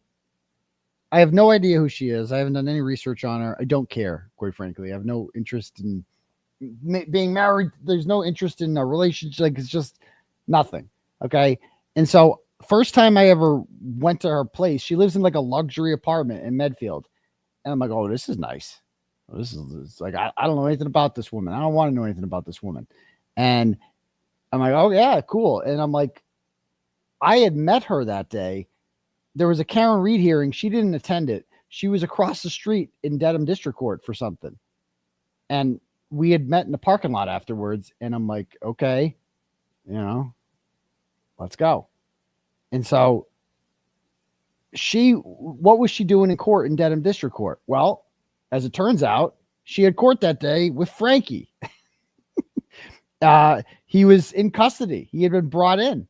And I was like, what were you doing there? What were you doing in court? And she's like, oh, it's embarrassing. She's like, my ex, he beat me up and he's just an asshole. And so I felt bad for her. I thought she was like a domestic violence survivor, because who would lie about that? Apparently she does.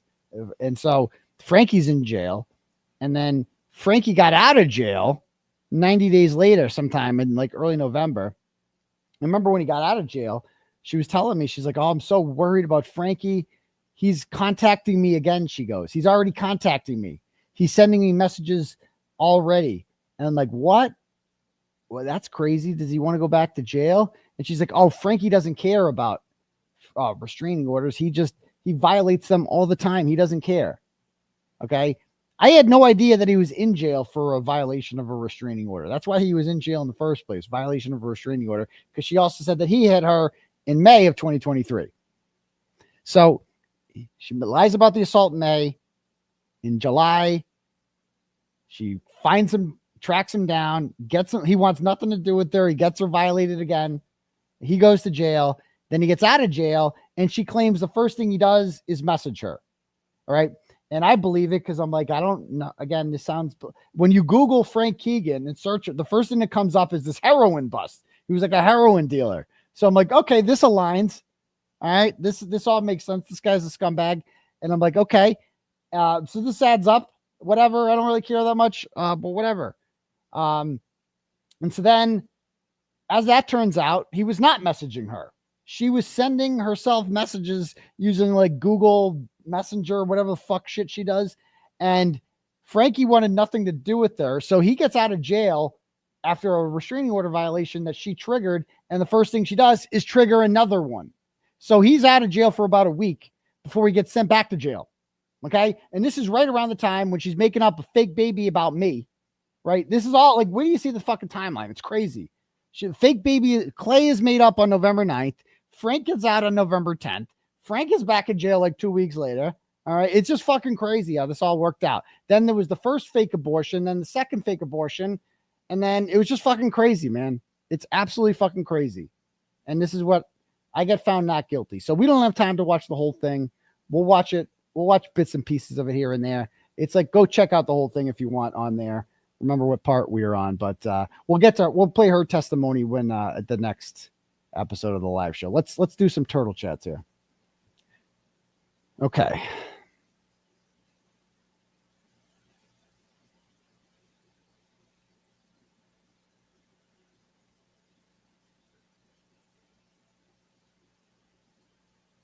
All right.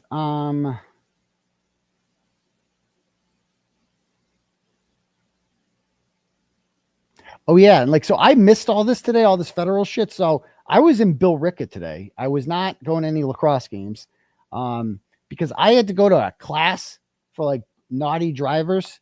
So I got 3 surchargeable events in 2 years, and when that happens, you have to go to a class for like bad drivers. And like, I'm in there, I'm listening to some of the tales these people are telling about how they got in there. One guy's like, so I was going 125 miles an hour. Okay. And like, they're like, so what do you, one of the things they ask us is like, what would you be doing if you weren't here today? Like, what are your interests? What do you like doing? And one guy's like, his answer was, I would be shit-faced by now if I was not in this class. Like, this is getting in the way of my drinking. So it's just like a while. Like, the whole class is just, you got to see it. It's wild. Some characters in there. You can write a whole story on it. But so I had to go to that today. And the 3 surchargeable events were, okay, one of them was a ticket. I got a ticket in 2021 in New York State that I just never paid because I'm like, fuck New York. I'm not going, whatever. I just never paid it. And eventually that catches up to you. I didn't like forget to pay it. I just forgot. Like, I didn't do it intentionally. Like, it's just one of those things I never got around to. I'm like, oh yeah, I forgot about that shit. And I'm like, oh, I'm not going to New York anytime soon. If anyway, whatever. Like, what's the worst they could do? It turns out you can't renew your license if you have unpaid tickets. So I had to renew my license a couple years later, and I paid. So I had to pay that ticket in 2023. So that's within the last 2 years. So even though the incident happened 4 years ago, I paid it 2 years ago. So that counts. It's the count. Like, so that's one incident right there, is the incident from 4 years ago. The second incident was when I fell asleep at the wheel of my car on the night of the fake victim thing. Okay. Cause she kidnapped me and wouldn't let me leave. And I was fucking exhausted, and I was driving home, and I crashed my car on 495. And that's an insurance surchargeable event. So that's 2. Okay. The third one was I was in Boston, South Boston. I was going to Meredith's apartment, and there's these fucking lanes on, is it Summer Street? I think it's Summer Street or L Street. I think the same shit. And I'm like driving down it. And then all of a sudden, the right lane, there's 2 lanes, and turns into a right turn only, like immediately. Everybody goes straight through it. Everyone. Okay. And I've done it a million times before. And so I just go straight because, first of all, there's like no warning that it's like right turn only. And so whatever, there's a state cop sitting there, and he pulls me over. And you know, the stateies, I'm sure he knows who I am. Automatic ticket. Duh. So I get a ticket. So that's 3. So there's the ticket for going straight in a right turn only lane. There's the I fell asleep behind the wheel of a car. And then there's the I was speeding in New York State 4 years ago. So those are my 3 surchargeable events. So I had to go to this class. And when you go to this class, they do not let you go on your phone at all. You can't do shit. You just have to sit there and be miserable for 8 hours and 45 minutes. I was so bored, I was doing tallies of the minutes. Every time a minute went by, I would do a tally. That was the only way to keep. But luckily, I've been to jail before, so I'm really good at passing time, because you don't know boredom until you've been to jail. Like, that's real boredom. At least I had a pen and paper. I could write shit down if I wanted to. Like, there was something. So anyway, I had to go to that. So that's where I was all day. So that was horrible. But 8 hours and 45 minutes. You had to get there at 8 a.m. and leave at 4:45. So there you go. I'm sure some of you degenerates have done this before too. It is what it is, but I missed the whole thing today. So, all right, cool. It was not, you could have done the class online a month. No, they did not option it. This was, you had to do it in person. They made you do this one in person. Trust me. You don't think I wanted to do it online? Give me a break. Okay. All right, here we go. Next, first turtle chat up we have here is Lee from Plainville sends $10, goes, what a coincidence. The juror saying that while Cosgrove has to show impounded messages in few weeks, which will help your case and probably Karen's civil one. Just a thought. I don't trust 𝗫𝗄𝗃. I don't know what that is. Okay. Thank you, Lee from Plainville. Amanda sends $10, goes, if there's one thing you say to Melanie Little, it better be 𝗄𝗏𝗃𝗧. I mean, 𝗄𝗏𝗃𝗧. I know she went to the University of Colorado, right? So I don't know what I'm supposed to do with that. Okay. Invictum Lupus sends $5 and goes, we feed the crust to the ducks. Okay, thanks. Not Darragh sends $25, goes, it is better that you burst the bubble on one untrue but fun sounding news story than 100 McAlbert phony puff pieces gets them feeling important. Yeah. You know, I'm sorry if I burst a lot of people's bubbles with that today on both sides. Like, it's not a sexy story as you want. It's just a juror who was chatting up with her girlfriends, talking about the grand jury. And then she got caught because one of her friends posted about the CDL indictment on Twitter. And then they took her phone and that traced her back to Jessica. What's her name? Jessica Leslie. And it traced back to her. And then they went through all Jessica Leslie's messages. And she probably was, if she's telling people about the CDL thing, she's definitely going to tell people about the Can't Read thing. So she just had some tea. She was spilling the tea to her girlfriends. That's it. That's the scandal. That's why she got 1 day. All right. Eileen sends $25, goes, what is going on with Auntie Bev and being in Plymouth County? So I think I talked about this yesterday on Uncivil Law, but yeah, she has been transferred to Plymouth County, which is in civil court, which is coincidentally the same court where Karen Reed is having her. She's currently not the judge assigned to it, but wait for it. Just wait for it. We'll see. Mary sends $20 and goes, please announce the fundraiser for Dave Finnerty on August 10th at Two Jerks Barbecue in Raynham from 2 to 7 p.m. Find tickets on Eventbrite under Standing Together for Justice. Thank you. So Dave Finnerty, I've been meaning to write about this. It's really horrible what's happened to him. He is a former MBTA police officer, a sergeant, who was on duty one day when a homeless man was beaten up, I guess, by another MBTA cop.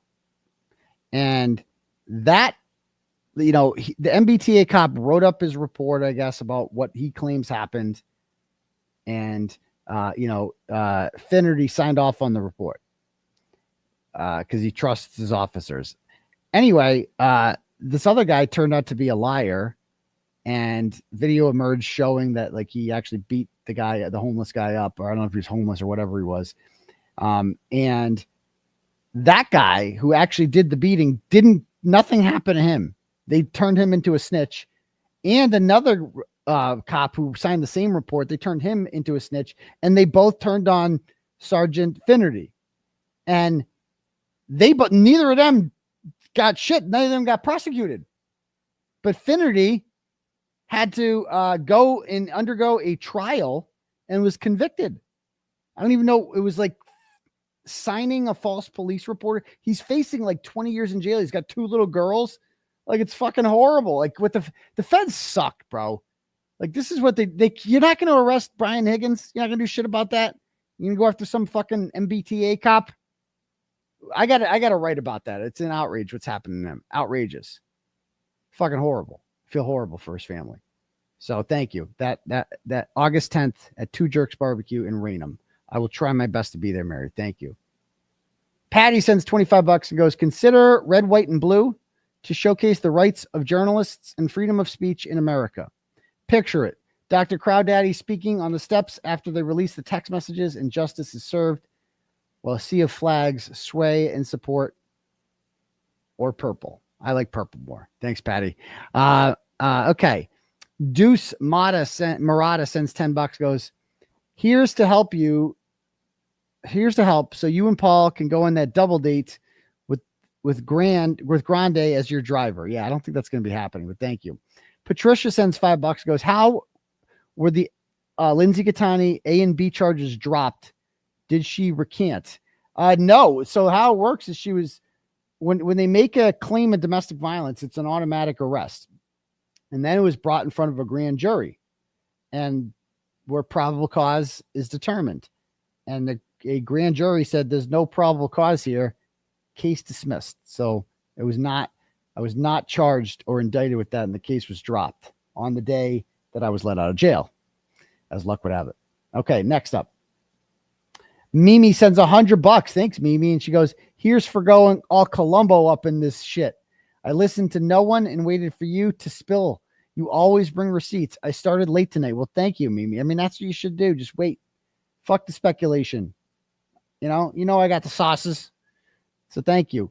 Luciana sends $300. Woo! And she goes, much love from Brazil. Oh, I love Brazil. Homeland of origin of the greatest juror ever, Paula Prado. So thank you very much for that, Luciana.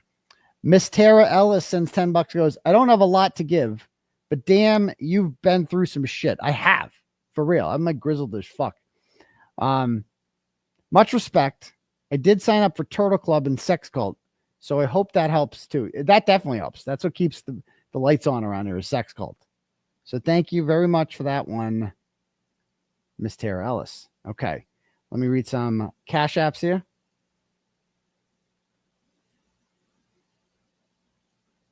Okay. Nicole sends $10 and goes, "Where's our calendar? LOL. Just kidding. Hashtag free daddy." I know I do owe the daddy's calendar. I've been slacking on that. I've been meaning to do that. We're gonna put that together. So thank you, Nicole. Elizabeth sends $50 and goes, "You make us proud. We will always support you." Well, thank you very much, Elizabeth. I appreciate that. Is this the Elizabeth? No, that's a different one I'm thinking of. Thank you, Elizabeth. I appreciate that. Ashley sends,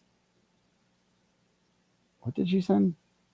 $20. She sent in 2 increments.